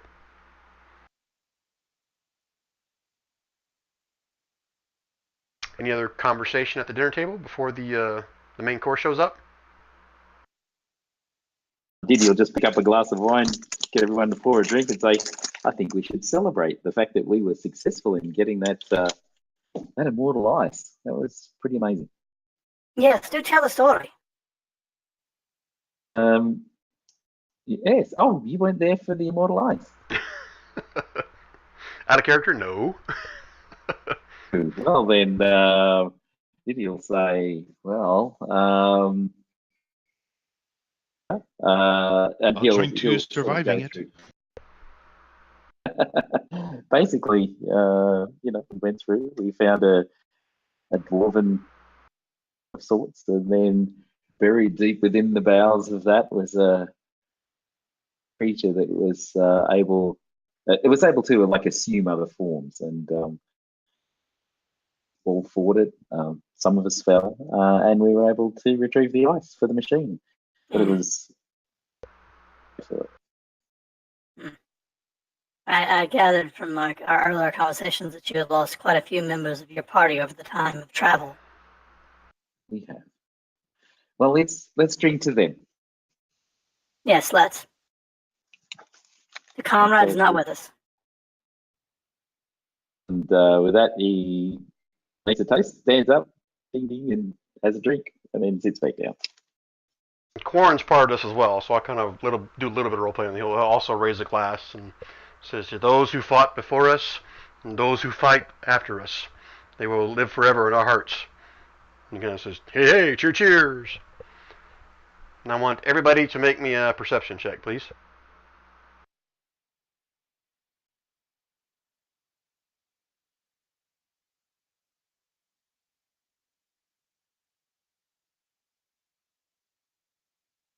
Check or a scene perception check? I'm sorry, did he? Or a scene. Oh, I don't have my helmet on, so just add 2 to this. Okay. So I don't have that helmet on at the moment. Holy crap, Toman. You and Usul. I don't see, where's Usul's roll? Usul, did you roll? I haven't done it yet. Okay.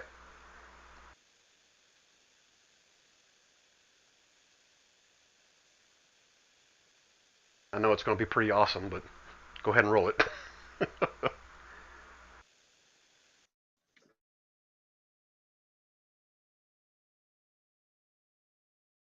Oh, wow. That's actually pretty bad for you, Usul. But Yeah, still. So, okay. So Toman, Dr. P, which you guys haven't been traveling with him, so actually you guys get it with disadvantage, but Toman still sees it. Dr. P, give me another one. You have a disadvantage since you haven't been traveling with Quarren.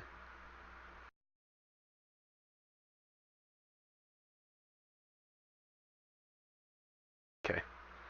Alright, so that means Toman and Sylvia and Usul. I'll move you guys to a private chat room. So 1 second, please. Standing by. Alright, so I said Toman. VIP lounge. Ready for my lap dance. Did Twig pass too? I didn't think I did. No, someone actually I got moved you in there. 12. Yeah, let me move you back up. Excellent. Alright, so I said Usul, Sylvia, and Toman, right?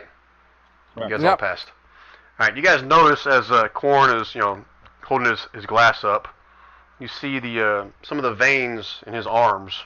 You haven't quite noticed this before. It's almost like they are fluorescent, white, or blue, like across his forearms and all the way up. I'm assuming he's wearing like some kind of a shirt that probably has his shoulders covered, but you can at least see his forearms. And you notice that how some of the veins in his arms are like this fluorescent blue. Not overly obvious, but as you look at it, I mean, you guys have been around him enough that you've seen this kind of stuff that just looks odd to you. Okay? So whether you want to say something out loud, that's fine. You want to talk amongst yourselves out of character right now, ask questions, or move you back to the main play? Is it like his veins, or like when you see veins on his skin, or is it like his whole skin's that tinted color? Give me a medicine check. Oh yeah, I got this. All of us? If you think you're going to try to figure it out, whether it's his veins or something else, then go ahead. God damn it. I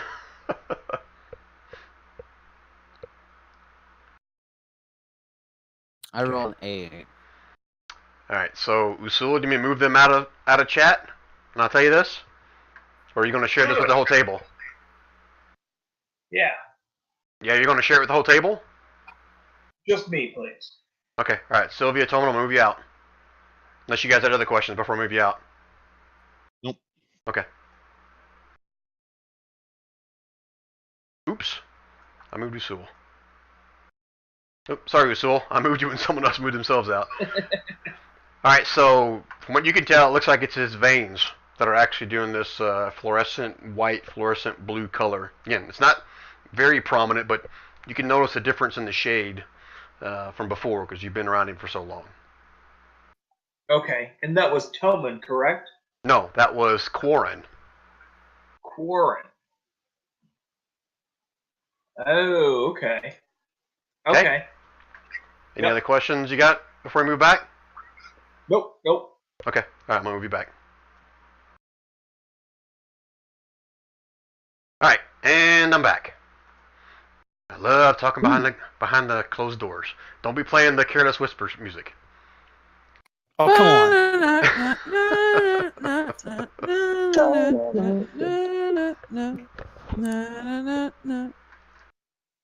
Alright, so you guys all make your round of your cheers and clinking your glasses and partake in your drinks or the wine or whatever it was that you guys ordered. And before too long, the main course comes out, and someone ordered the blood wing, correct? Yeah, that was me. Okay. So, any other conversation needs to happen before I have a little one-on-one with Diddy here? I'm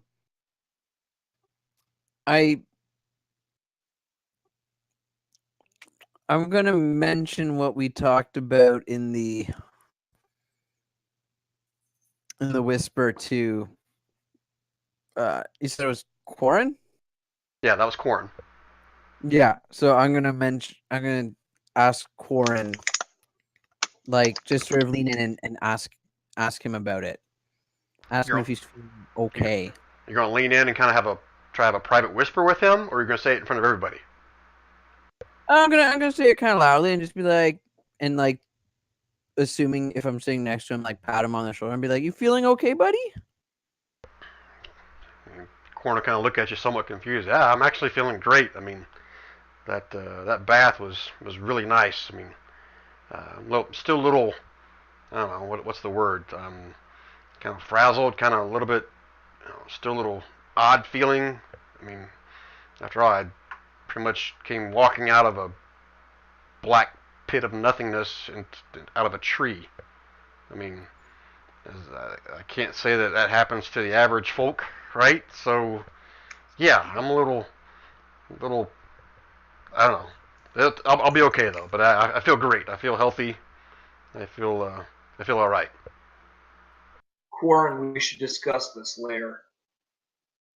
He kind of looks at you somewhat confused. Would discuss what? I mean, I just told you I feel fine, guys. I mean, granted, I think I died and I came back. I don't know how that happened. That's weird, but I'm okay. Really, guys. I'll just focus on him and detect undead feed or the like, just to see if there's anything in there. And I'll do it around the room as well, I'll just ping everybody, just see if there's any untoward visitors. Okay. Roll the. So it's within 60 seconds. Roll the spell, whatever it is, so I can read it. No worries. It's a tally feature, so here it is. There we go. You should be able to see it now. Okay, 1 second, guys. I gotta whisper something to somebody. Wait a minute, everybody's a demon.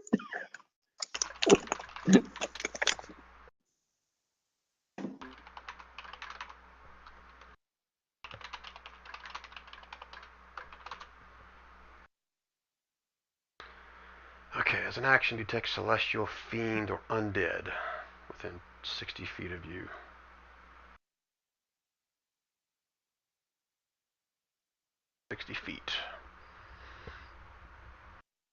And does that have any limitations as to what it can penetrate? Or is that pretty much all the spell says right there?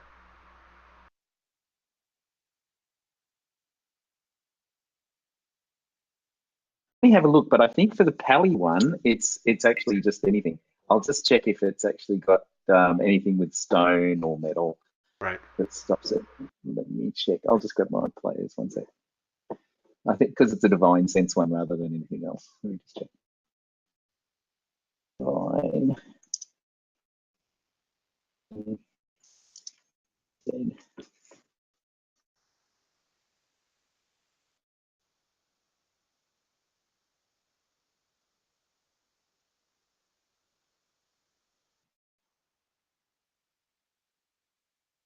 And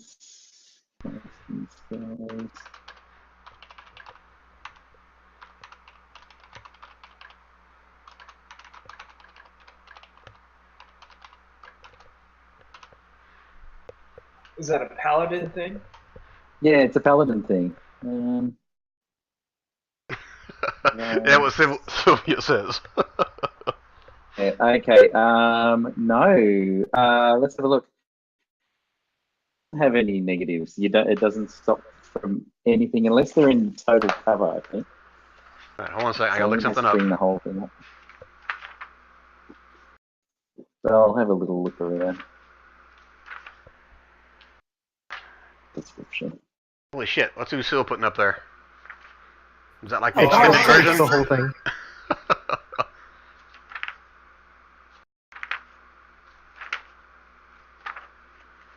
So it says that you know the type, Yeah, not the identity. yeah. Basically, it just shows there's evil, fey, or heavenly nearby you. Not evil. I think that's from older versions. Sorry, correct? fiend, undead, or celestial. Right. If it's near you, you know which type it is. Right. Okay. I had to look something up. And no, you don't pick up any of that. Did he? Yep. Excellent. All right. So, well, I feel happy. It's just for anyone who died and then was back. So just making sure there's no undead tinge around them. So.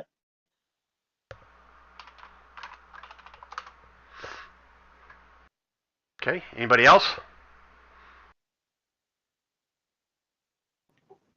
Is the food out? I was waiting to see if there's any more conversation before I bring the food out. But yeah, I'm about to bring the food out. I'll just sort of say, so guys, what's our next objective? Are we going to be going? Is there anything else that any of you want to do before we continue with our machinations regarding the? So it's gonna just like sigh and be like, surely we could continue this after we've eaten. We have at least 3 days to wait for Jadel. Maybe it's not a good idea to talk about it at the dinner table. All right. Oh, Maybe it's a good idea to talk about it in public. Let's just pick another topic. That'd be a good idea.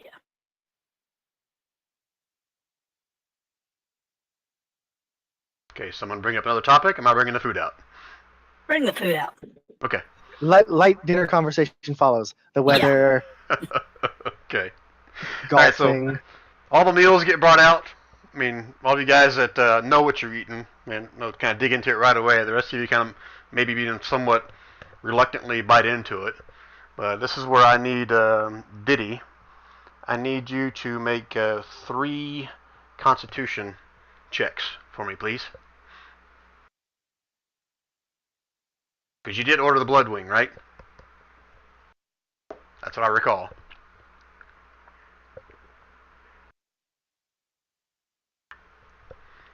You there, Diddy? He's also got the normal chicken. Yeah, he's also got the normal chicken on the side as well, just to watch it downwards again. Okay, here we go. Because it's a good thing I'm immune to disease. And he's got his he's got a lesser restoration ready just in case things go bad. So yes, right, here we go. Just con or con save? Just check. Not a save, just a check. Just to see how. Yeah. Okay, you devour one of the wings and just again, you can taste the liquor or whatever is inside of it. I mean, it is really good. I mean, I don't know if you're normally a drinker or not, but this is like eating like rum cake or something like that. It's got some pretty good pop to it. Go and give me another one. All right, well, Vinny sort of slams his head against the table. Woohoo! He goes, oh, you got to try one of these. He sort of cuts one up for everyone and goes, oh, this is fantastic. Who of you don't drink much? I'm going to give you the biggest piece. I'll look around and go, and I'll just sort of put a piece on everyone's plate. Cheers. When you eat, you'll know why in a minute. And I'll give them one wing and then I'll chow down on the next one as well. The second one, and then I'll eat the third one. Yum, yum, yum, yum, yum, yum, yum. Same thing again. You bite into it and just, it's like, oh, you can feel like the juices just kind of permeating. Your whole body feels kind of warm as you bite into it. I mean, it is so good. But you seem fine. Anyone else going to try This to is why we beat? invent you guys. Anyone else going to try a little bite of whatever Diddy's eating? Nope. So Silith is gonna notice like the acrid scent coming off it, and he's gonna kind of push it to the side of his plate. I've had bloodwing before, and much like dingleberries, they upset the tummy. Jimmy's looking for Daisy. Daisy, come on, put hair on your chest. Oh shit! Are you gonna let Daisy eat one? No, I'm gonna try and keep Daisy into her pouch. Okay. Give me an animal handling for that, Sylvia. Because she smells the food. She smells the food. Ugh. And you can feel her kind of starting to move around in your pouch, and she kind of sticks one arm out of the pouch like she's trying to, crawl her way out. But you're able to kind of catch her, and I don't know if you give her a little piece of bread or something to appease her for right now, and she hops back into the pouch. Yeah, that's what I do. Okay. All right, Diddy. Last wing. Is someone else gonna eat this? Yeah, then I just pour it. I'll just grab the leftovers and I'll eat the last one. Yum yum yum yum yum yum yum. I really love it. You got all these little pieces. You just pop them in your mouth, and you're like licking your fingers, getting all the juices, everything off of it, and it's just awesome. You can feel yourself with almost like a slight buzz, or you're like just on the borderline of getting high. It's like just a very nice, chill feeling comes over you. I'll just sort of say to the guys, you should have had some. This is why we venture. Damn, I can't believe you passed all three of them, you son of a bitch, but good job. So, you are a Bloodwing fanatic now. I'm going to put that down in my little Diddy diary. Alright, anybody else go do anything? Just eat my rabbit.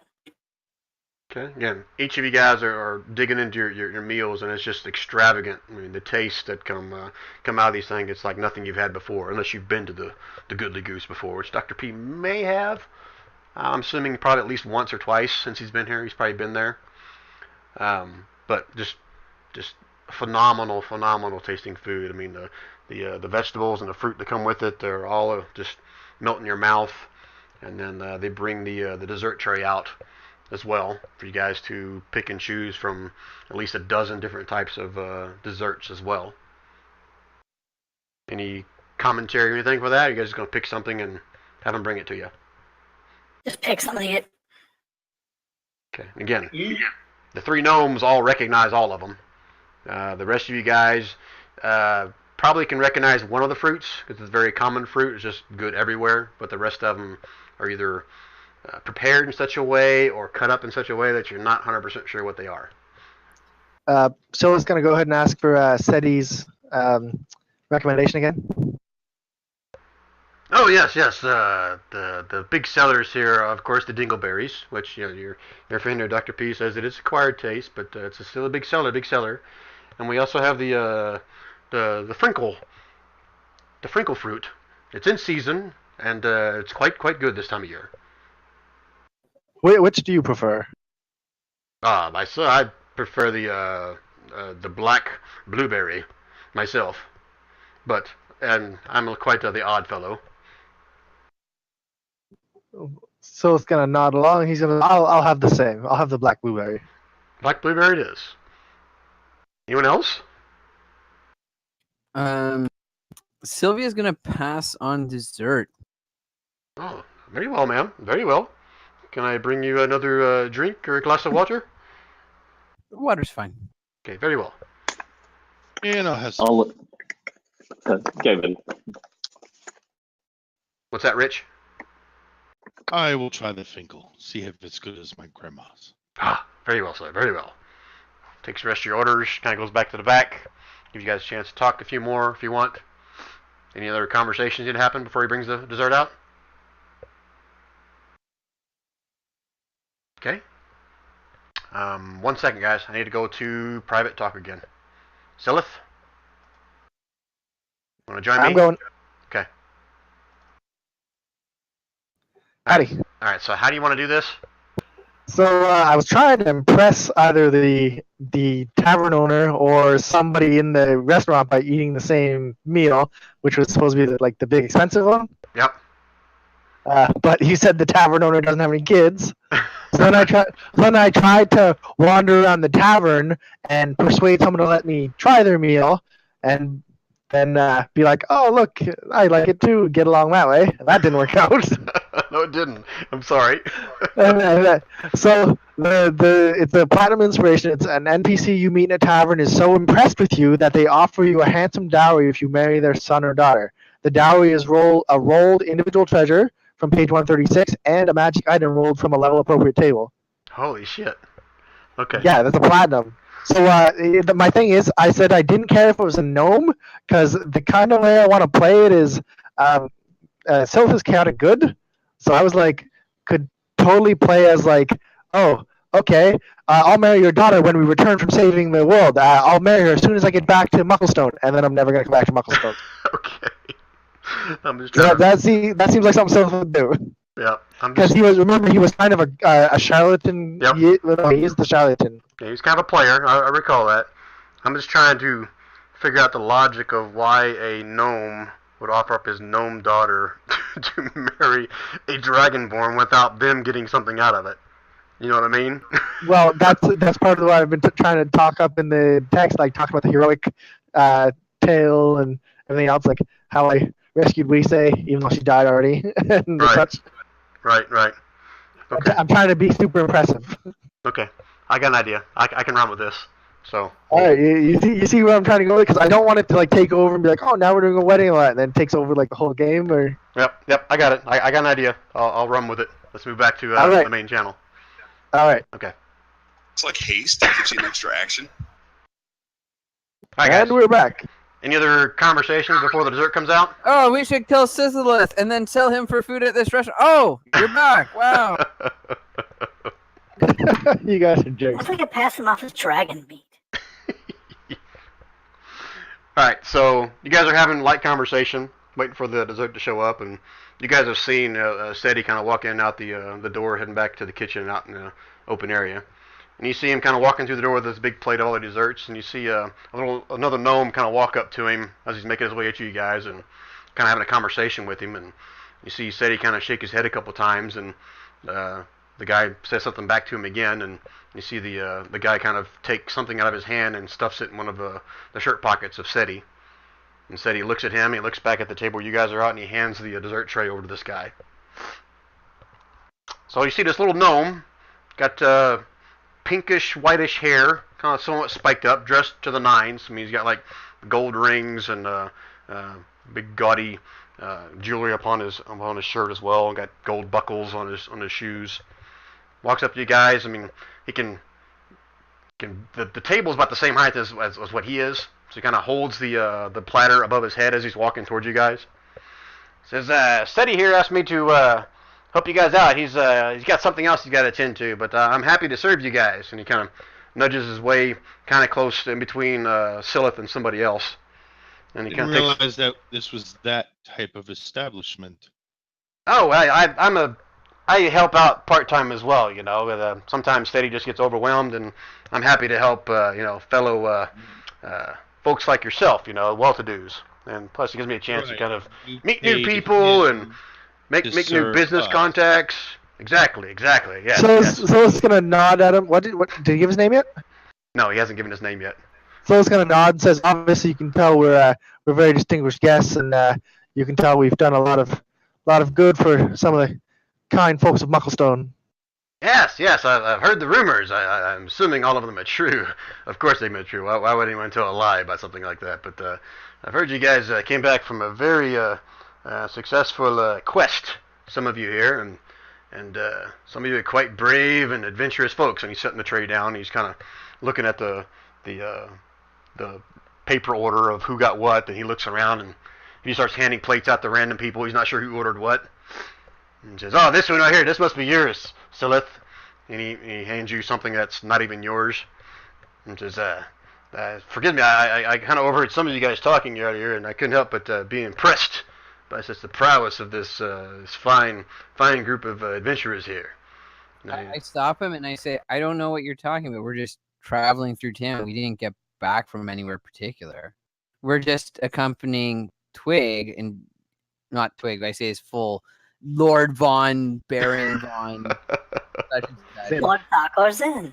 Yeah, we're just his traveling companions and friends. You must have us confused with someone else. Oh yes, of course, and he kind of winks at you. Yeah, nothing. Yeah, I agree. You have something in your eye? No. I just sometimes I have this nervous tick, that makes me do that. Twig's watching him very closely. And he's watching you guys very closely, but he keeps kind of turning his attention back to Silith. So, Silith, you're obviously a dragonborn. We don't get much of you in these parts. You seeing someone? You got something on the side? What's your relationship status, if you don't mind me asking? Such a handsome, strapping dragonborn like yourself. Silith's gonna puff out his chest and preen a little bit on the comments, and be like, "Why no? I'm obviously very dedicated to my god Tymora. I'm a devout cleric, and I've been supporting the needs of the people for a long time." Yes, I can see that you're very well respected, and of course your Tymora is one of the founding gods of the god thing, whatever.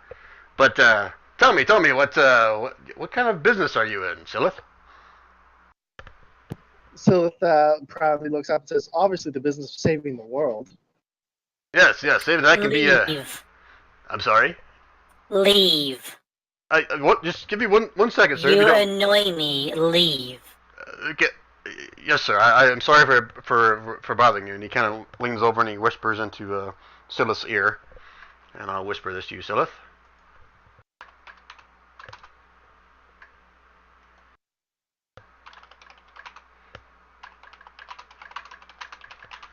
I gotta pick a place.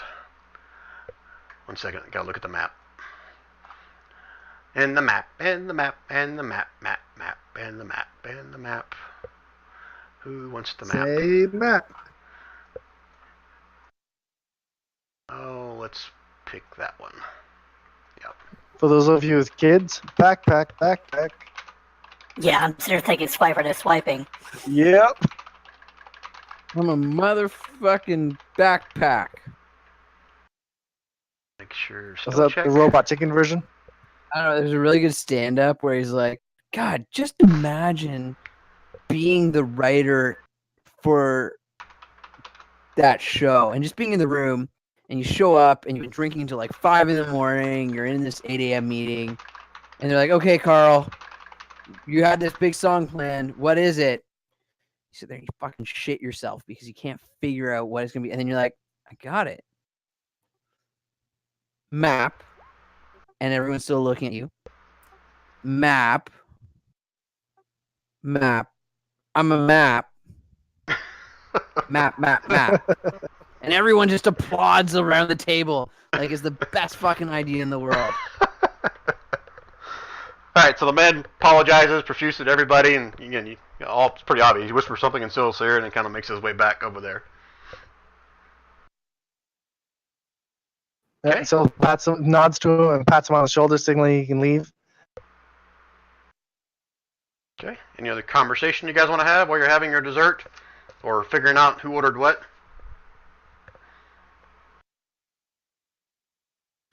Well, whoever did, I didn't order anything, so the rest is all yours.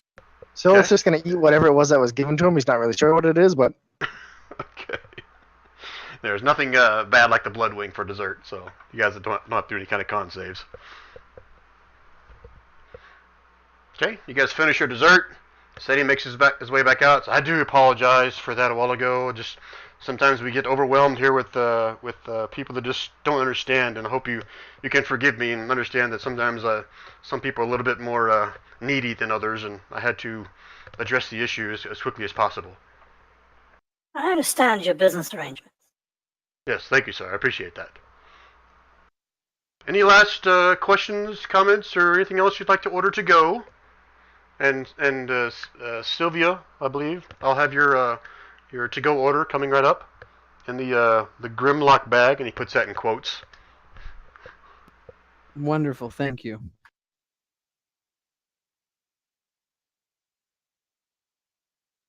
Okay, no other questions then? Okay, he comes back, and he brings Zin. He brings Ray, Falcor, Zin, the bill. And let me do some quick math, because I haven't done it yet. So there's 8 of you. 1, 2, 3, 4. Halfway through him walking back, Sylph is already like out the door. Okay. You guys watch as Sylph kind of gets up and leaves before you guys even done kind of finishing your drinks or last bit of your desserts. And Sylph literally just like quaffs the last of his drink, like eats the last couple bites of food, and heads for the door as soon as the city is left. Okay. All right, let me do the math real quick. 1, 2, 3. Should we look around the table because someone might want to follow him. And you bought 2. I can handle that, and I will. Thank you. Yeah, someone with long legs. I'm trying to. You bought 2 of those $20 Yes. wine bottles, right? Yes. Carry the 1, add the 4.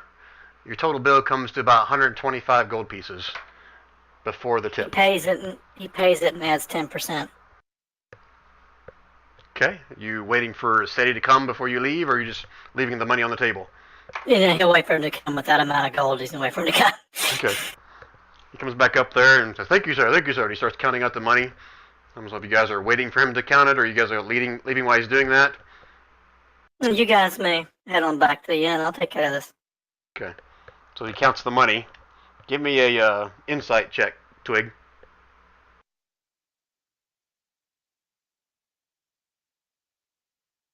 Okay. You want me to share this with everybody? You want me to whisper it to you? It's your choice. I don't care. Okay. You get the impression that he's pretty hacked off at the poor tip you just left him. He still has kind of a fake smile on himself as he kind of bows to you and asks you to come back again. Good. Alright, so I guess Twig is the last one that leaves the restaurant. Silith, were you waiting around for them? Were you going somewhere else? Sylph is just waiting just outside, impatiently waiting for the rest of the party to arrive. Okay. So rest of you guys all make it out, and you see Silith kind of waiting outside. Not really sure what he's doing. Pacing back and forth. Dr. P's gonna look over at the clock and see if he can see the time from here. Okay. No need for a perception check. The thing is bright. There's bright lights coming from the top of the tower. However, if anyone else is going to notice Dr. P looking over there, give me a perception check.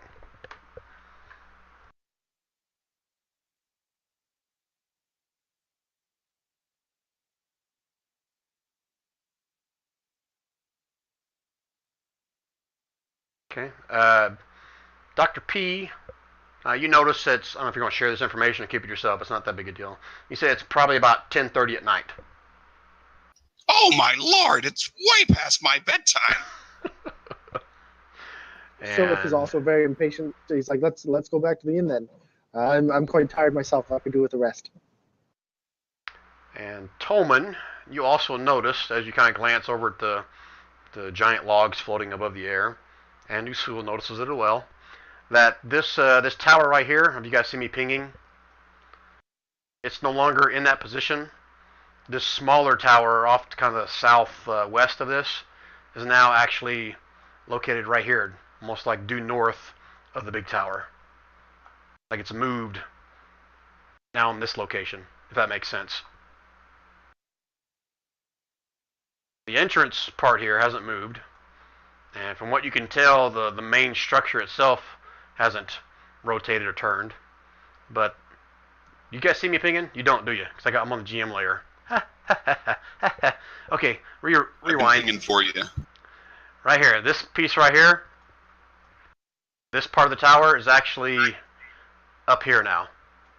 Like it's moved or rotated to that position. I mean, the entrance hasn't moved. From what you can tell, the main building itself hasn't moved or rotated, but this part of the tower is now up here. And this little section here is now over here. That make sense? Yeah. Yes. Okay. Dr. P, that's nothing new to you. You've seen that before. You know what that is. But to the rest of you, that may seem kind of odd. Okay. Anything else before you guys head back for the night? As Twig comes in, he stops to speak with Lady Pebblestone if she's awake. Stops to speak with which girl? Lady Pebblestone. Lady who runs the inn. Bimja. Yes. Bimja. Let me write it in chat for you, in case you can't understand what I'm saying. Because all these words kind of run together when you're speaking in Gnomish. So as you head back to the inn, yeah, it's about 10:30 at night. You walk into the front door and you see that Bimja is not at the front desk. It's some other little gnome girl with kind of some small little circular glasses. Got her hair all tied back tight into a bun. Because, yes, sir, may I help you, sir? Yes, can I leave a message for Lady Bimja? Of course, sir. May I ask who it's from? Lord Falcor's Inn. Okay, and she pulls that little parchment and inkwell and a pen. So, yes, sir. What would you like to say? Just to have her note that on the accounts that I'm covering the rooms. No extra expenses for them. No extra expenses. And, okay, yes, sir, but who should the extra expenses go to then? To the individuals in each room? To the individuals. Okay. As I understand it, several of you are bunking together. Is that correct, yes. sir? Yes. So should it be split equally amongst the bunkmates? If the individual requests an expense or something, they can pay for it themselves. Okay, very well, unless sir. Unless the bunkmates agree to pay for them. Yeah, very well, sir. I'll make a note of that, and I'll let the wait staff know that any extra expenses are to be charged individually, and make sure that that is communicated to those who make those requests. Very good, sir. Thank you. Thank you. Have a good evening. You too, ma'am. She holds a hand out. He gives her a silver piece. Very good, sir. Have a good night, sir. He disappears to his room. Okay. Anybody else? Something Where he finds Pebblestone snoring. he tries to be quiet coming in with Pebblestone, and Buttercup's already asleep on the floor, so. Okay. Go and walk off the fire wing. So he just pops on his armor and just goes out for a little walk. Where the machine is being built, that's in the main. I don't think Jodell actually told you where it's being built. All he told you was he had to get the stuff to Cudware, and he walked into that center keep. He's just got his stuff on. He's put his armor back on. He'll pick up that nice shiny saddle. I'm assuming it's all been done by now, and to where the horse is. But he'll go via this town hall and side. Town hall. Again, I'm not sure. Dr. Pebblestone probably would have given you guys a quick little rundown as you're walking down the street as to what building is what building. So you know that this is not the town hall. That's called the keep. Town hall is a different building. So well, I'll just quickly go to there while I'm walking back to put the saddle down in here. Okay. Anybody else do anything, or is everyone else going to sleep? Taking my new favorite dog and heading up for bed. Okay. Wishing everyone a good evening. Okay. Sylvia is going to sleep as well. Okay. All right. So no one else. Let me quickly go through this with Didemeyer. I'm going to go through maybe one or two things in the morning, and then we'll probably call it a session for tonight. Okay. So Diddy, as you make your way up here towards this main keep in the center of the town, as you start approaching the steps right here, you'll see that a large stone gate or wall or whatever has now been erected over here, pretty much blocking off entrance into the main keep right here. And you also see there's 2 or 3 gnomes actually standing on top of this stone wall up here. like stone, like a little gnome guards. Says, "Halt! Who goes there? The keep is closed." Oh, it's just me, Sir Didymir. I was just after. It's Abbotsford is the guy who's go and build the rest of the machine. Sorry, dude. You're sounding a little mumbled out there. Can you say that again? So the player or the NPC who's got the necklace and is building Jordell. the machine. Jordell. I'll say, is Jordell staying here the night? They kind of both look at each other and says, we believe Jordell is working through the night. We'd have to double check if he's still here or not, but that was our understanding. Hey, well, if he's still working, I was just going to come and say hello and see if he needed anything. And my name's Didymir. Yes. We're wherever you are. We've heard the stories and adventures. We thank you for your service, but without approval from Cudwire or Jordell himself, I'm sorry we can't allow anybody in the keep after hours. We can leave a message for him. No, it's fine. Don't disturb him.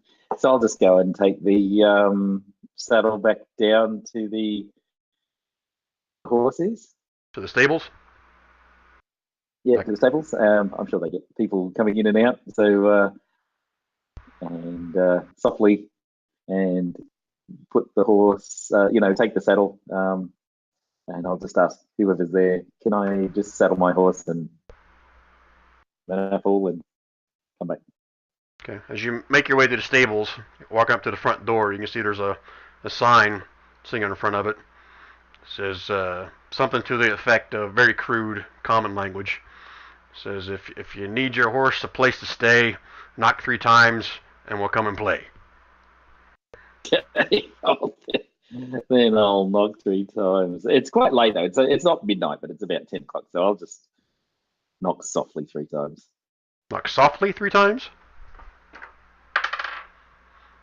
Okay. You knock 3 times and you wait for a minute and you can hear some kind of rustling or something inside there. And you see a maybe right around crotch level, a little window will slide open. Eh? Who goes there? Oh shit, it's a big guy. Hold on. The door closes back and you hear a couple little clanks and something else being dragged across the floor. And then a little window pops open about your eye height. It says, who be there? You got a horse? Yeah, I do have one in there. So Sir Didymir, and I've just bought the saddle. I had it seen to, so I just thought I'd put it on or give it to you, and you see him kind of put it on. That'd be great. He just kind of rubs his eye for a second. Says, Didymir. Oh yeah, you're that big son. I mean, you're the big guy. Yeah, the kids told me about it. Hold on a second. He closes the door back and you hear a couple clacks and clacks, like maybe some lock mechanisms going off. Then he opens the door up. You see him. He's standing there and pretty much, for lack of a better term, it's like a giant T-shirt on a little bitty man. That's it, barefoot, hair's all messed up. Got a little. It's not a candle. It's almost like it's a piece of metal tin with like a rock in it that's glowing. But the rock is like embedded into the tin. It says, "All right, come this way. I'll show you to your. Just be quiet, because obviously some of the horses and goats and stuff are sleeping. So just be as quiet as you can." He kind of leads you back to one of the side doors, opens it up, kind of leads you into the stables. Says, "Here's the third one on the right. That should be yours. You can see yourself out through the stable door here. It'll lock when you close it. Just close the door. Anything else you need from me?" No. Okay. He kind of waves goodnight to you, rubs his eyes and yawns, and kind of heads back in there and closes the door. You're in the stable by yourself now if you want. You saddle on top of Charlie, give him one of the apples from the fruit platter I suppose we just had, and I'll say, there you go, one of the most expensive apples I've ever bought. Have that, enjoy. And then I'll say, listen, girl, I'll have a look through the barn. Can you see a little bit out onto the road through the barn? Like, from inside the barn or the stable, there's like a window that's up high, like 15, 20 feet up, kind of like a regular barn door for like the hayloft, so to speak. That's really the only window that's in there. It's letting in some moonlight for the night, but there's not any kind of windows at your eye level within the barn itself. I was just wondering if there's like a little, like, where the wood hasn't joined quite completely in anywhere that I could look through to see the street outside. Because I just want to tell Charlie, if you see anybody sneaking along rather than just walking along, let me know, even if I'm asleep, just in case. I've just got this little sneaking suspicion that something might come in tonight. But it'd have to like have a little hole in the wood or something like that. Okay. Into the door. You take a quick cursory look. Give me a perception check. Yeah.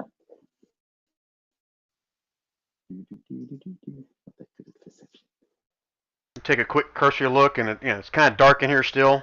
I don't think you have dark vision, but still, it's kind of hard to really see. It looks like it's pretty well built, stable, and you're not really seeing any kind of crickety cracks in the grain or anything where they could possibly see out. It looks like this building fights the elements pretty well. Again, the cracks seems like they're filled with some kind of putty or clay or something.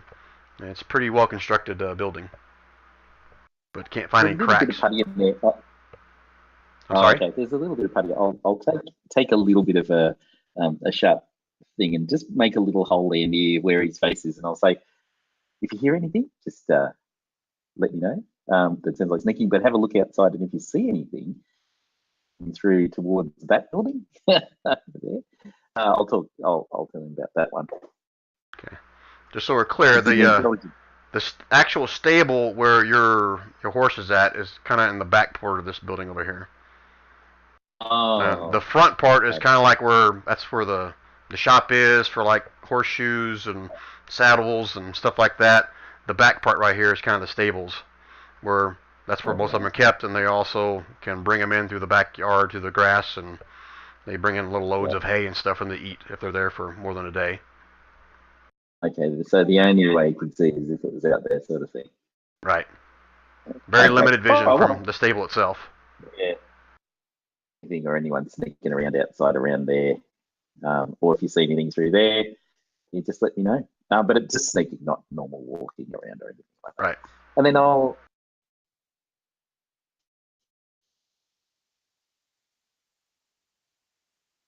I'm sorry, I lost you there, did he? And then all I'll do is once I've given him the apple, I'll just go out the door that he said, and then head off to bed. Okay. All right. All right. So just quickly, tell me what everybody's sleeping arrangements are. I think Dr. P and Twig are together with a bear. Who else is bunked together? The elves are all together. Usul and Quarren. I don't know who I bunked with other than Rufus. I can either sleep next in Tomlin or with Silith. I don't mind either. Just up to you guys. Just go ahead and decide. If possible, Sylvia's going to be on her own. Okay. So we had 1, 2, 3, 4, 5, 6, 7, 8. We had 4 rooms. So unless someone is tripling up, you are going to be in a room with somebody. Well, then whoever's left. So Quarren and Usul are together. Let me move the tokens over here. They're together. We've got Dr. P and we got Twig are together. And Diddy, who are you gonna just pick somebody, Diddy? I'll just go with Sylvia then. With Sylvia? Sylvia, you okay with that?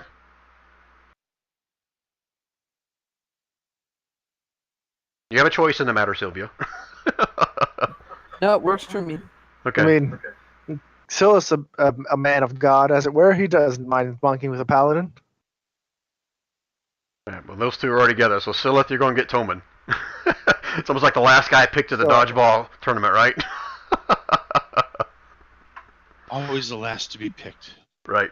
All right, so that's the sleeping arrangements. All right, so during the night, got a couple whispers. Hold on, guys.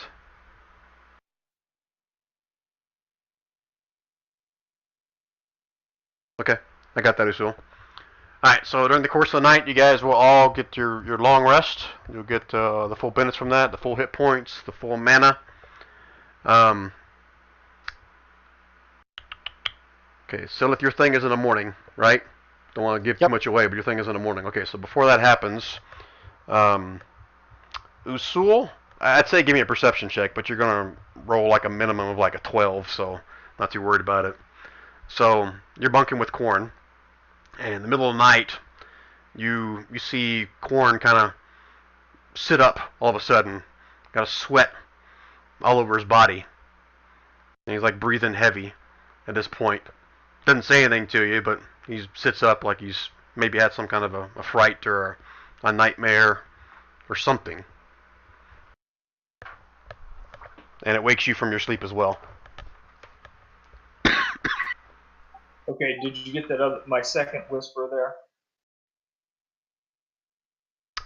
Yep. You would have done that before you went to sleep? Correct. Okay. Do you want me to whisper to you what you get out of that, or me say it out loud? Go ahead and whisper, please. Okay.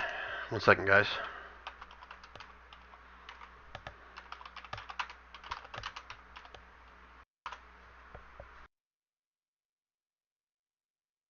Thank you. Okay. Alright, you gonna do anything after he wakes up? You're gonna let him just lay back down and go back to sleep? Just continue. I'm sorry, you broke up there. Just continuing on. Okay, so you're not gonna... Nothing different. Nothing different. Okay. Alright, cool. Alright, so he lays back down, kind of pulls the covers back over him, and eventually falls back asleep. And you're not awoken anymore during the night. Okay? Alright, so Silith, real quick, jump to the whisper chat. Sure. You guys having fun with this? Behind closed doors? I'll be back. All right. Alright, so is it your intention to try to sneak out to meet this guy at daybreak, or are you just going to kind of Yep. not try to hide it? No, I'm gonna wake up early and just kind of start going. Okay, but I'm just trying to figure out, are you trying to be sneaky about it, or are you just matter-of-factly walk up and not say anything and just leave? Just not say anything and leave. Okay. So Right. I'm thinking someone's gonna try and follow me, and just my plan is to play the card on them and be like, "Hey, look," and they'll see me like, "Sil's getting married." Okay. You're gonna play the card? Is that what you're saying? Yeah, probably to like the person that follows me, and then they'll know, and they can decide if they tell everyone else. Okay. But I'm just gonna act like nothing happened. Okay. Well, I mean, so you're gonna Just, share yeah, the I'm card gonna- with them. You're not gonna leave it up to them to try to figure out 2 and 2. It's your call. Well, yeah, I'm gonna share the card with them, Okay. and then like basically they can tell everyone else or not. I'm gonna act like nothing happened. I'm just gonna come back with new bling. Okay. All right. Cool. Basically, if we come back and maybe be like, "Hey, Silith, where'd you get that shiny ring or whatever?" I'm like, "Oh, around." Okay. All right. Cool. All right. Let's switch back. Alright. Oh. You don't have to now. All right. So just so we're clear, Silith, when we go do this thing, are you and I gonna do that behind closed doors, or you may do it out in the open with everybody? If someone else is participating, we can do it out in the open. Okay. Let's see how this goes, because if it ends up being just behind closed doors, you and I will probably do that offline. There's no point in having these guys Sure. stick around and watch us in a private room somewhere while Careless Whispers played on the radio. Okay? Sure. All right. So, who you bunking with again? Toman? Toman. Okay. All right. So, Toman, give me a perception check, please.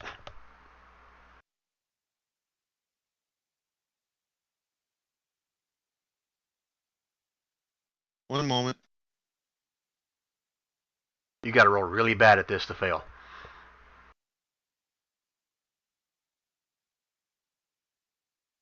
Okay. Sorry, I that's didn't what have thought. my token selected the first time. That's fine. All right, so you're awoken in the morning as you hear Silith kind of getting up, before daybreak, and he starts getting dressed. He's not really being that quiet, and it kind of rustles you. You're awake as you see him hurriedly kind of getting dressed and like he's heading for the door. Where are you going to, buddy? So he's like, oh, just going to meet a friend, and he's gonna head out. Friend. I am going to dress as quickly as possible, and follow. Okay. All right, so let's see. You obviously notice him getting dressed real quick, and like he's getting ready to follow you or something. Are you gonna do anything with that? Silas not really paying attention. He thinks he's running a little late, so he's gonna head out at a decent pace. Okay. I forgot to even mention. Do you even know where that place is? Nope, I was hoping you'd ping it. Okay. Because the guy also thought that you knew where that place was. So this is gonna be interesting. All right, so give me a how do I do this? Because Dr. Pebblestones would have been giving you guys a really quick. Okay, this is this, this is this, this is this. As you guys are waking your way down the road, so give me a history check, Silith. See if you remember where this is.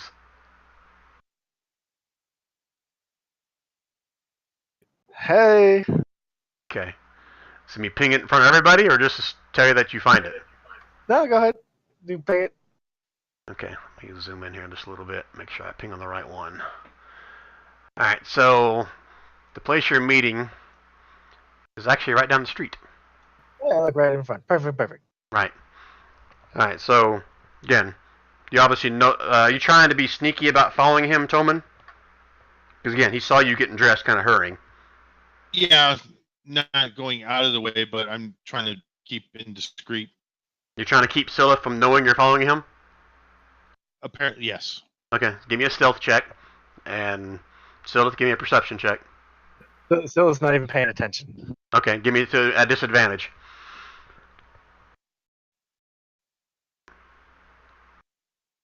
Okay, yeah. You're just going about your way. It's an early morning. I mean, you can see like maybe 2 or 3 people on the streets. You can't really tell if maybe they're heading home or they're heading to work, but there's hardly anybody on the street at this point. It's like right before daybreak. Okay.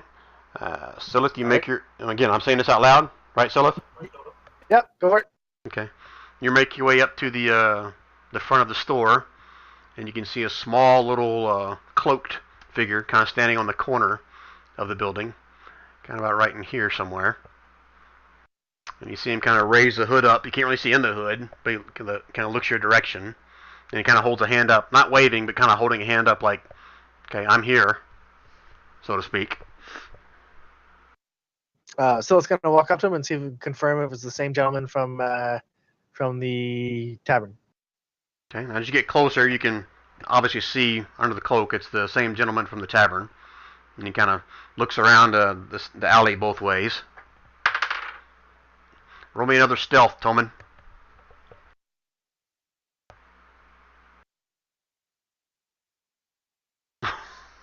Oh, I saw Twig did a GM weapon attack with a 1. I was like, oh, that was a good job, Toman. Holy shit. Okay. So, Toman, you see both these guys have some kind of a conversation. You can't hear it because they're too far away. But they don't seem to notice you, and then they both kind of walk around the side of the building over here. And Silith, he'll kind of keep you around to the back of the building, kind of up here by one of these trees. And he'll pull the hood back. It's alright, so you're obviously a man of good taste, a man of wealth, and hoping you and I can come to an agreement here. And so he's going to be rubbing his hands together, and he's going to say, well, what kind of agreement were you thinking of? Well, how I got a daughter, you see, and she's been kind of a wild child, so to speak. She can't seem to kind of settle down and get herself a nice boy, so I'm trying to find someone that can maybe knock some sense into her a little bit, and hoping that you might be the guy for that. So it's gonna look a little surprised and be like, "Is that because I'm bigger than her?" Well, let's just say that you're more intimidating than most of the folk around here. And he kind of holds his hands up like, look at me, I'm a little fucking gnome, you know. Silas gonna nod, kind of get that, because he's gonna like look down and be like, I'd probably bite the guy's head off. but not exactly a hungry look, but definitely like a predatory look. And he's gonna be like, okay, so what do I get out of this of keeping your daughter in line for you? He's like, I'm not proud to say this, but something's got to be done. If I don't do something, she's gonna end up hell and probably tail flam, turning tricks or whatever the hell she's doing. But if you agree to an arranged marriage with my daughter, I'm sure I'll get all kinds of hell from the town folk, but at this point I really don't give a shit. If you agree to marry my daughter, I can possibly persuade you with a dowry, so we speak, to kind of help compensate for that. Now, I know you're an adventurer. I get that. I know that. But all I'm asking for is just a little bit of support with instilling the right values and the right attitudes into my daughter. Being a cleric of Timor and everything, I figured you're the perfect man for this job. Now, maybe in time you two fall in love. Honestly, I really don't care as long as she just straightens her life out. But I can provide you with things that you may either sell yourself or maybe they would be useful to you. Just let me know what you might be interested in, and let's see if we can work out a deal. Silas gonna tap his chin, and he's gonna be thinking real hard and looking, and he's gonna kind of give the side eye to the gentleman and be like, and well, you know, I'm a very important hero on a quest to help save the world. Yes, yeah, I think you see him kind of shaking his head like he's, okay, here we go again. He's going to give me this story. Yes, I've heard the stories. Yes, so that's why I'm approaching you. You're a man of well-renowned, and it'd be an honor to marry such a man like you, even if you are, forgive my words, scaly folk. But again, I need that structure in my daughter's life. So Silas gonna say, hold on, let me sort this out. While you're doing this, hold on. While you're doing this, Toman, give me a perception check. I'm assuming you're trying to eavesdrop or listen in on this, correct? Oh, of course. Oh, and I see Silas just put the card up there for everybody to see as well. I did put the card up. I might as well. Okay. Yeah. Toman, it'll be out of character for everyone else, but it'll be right. Yeah. All right. So Toman, you're close enough. You hear every single word. I mean, you find yourself on a nice little, I don't know, hilly spot with a bush right next to a tree, and you like blend right in like you're not even there, but you can hear every word that's being spoke. All right, so go ahead. He's a gnome. It just has to be a shrub to be over his head.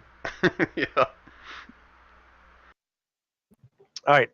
So Silas is gonna be like, well, I still have to complete this mission, so perhaps if you could provide me, a show of good faith upon my successful return to Mucklestone, we could proceed with the nuptials. All right, so you're saying like a down payment? Silas gonna wave his hands. No, just anything support you could provide to help me return safely. He kind of chuckles a little bit. Says, "I'm not seeing how this is going to benefit both of us. How do I know you're not just going to leave and never come back?" Silas just gonna persuade him because he's already been talking for what is this ability? Hold on. So Silas is a diplomat, double persuasion bonus, so he gets +7 additional to what I just rolled there if he's been talking for more than 1 minute non-combat. Yeah.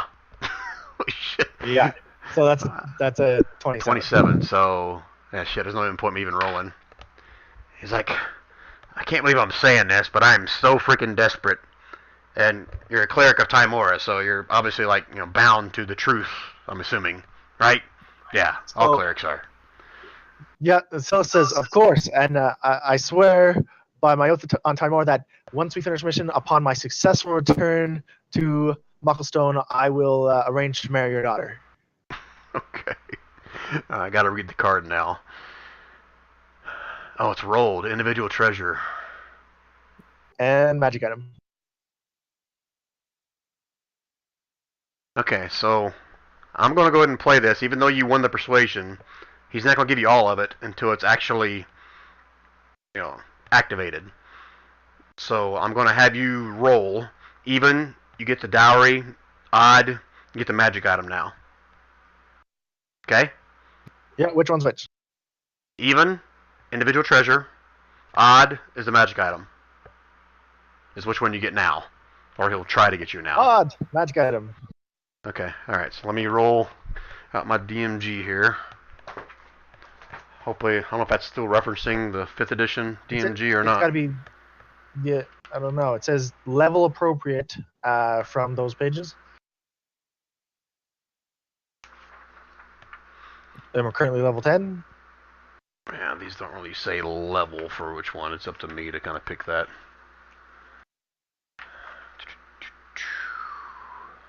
And what? It's a platinum card. Yep.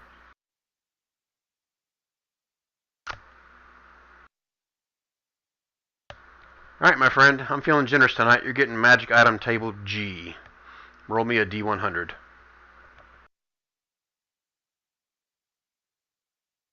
$92. Oh, you son of a bitch. Nice. Are high numbers better? Oh, Higher yes. numbers are better. I thought like 100 was like you died or something. No, 100 with wings of flying. 92 is a wand of binding. I don't even know what the hell that does.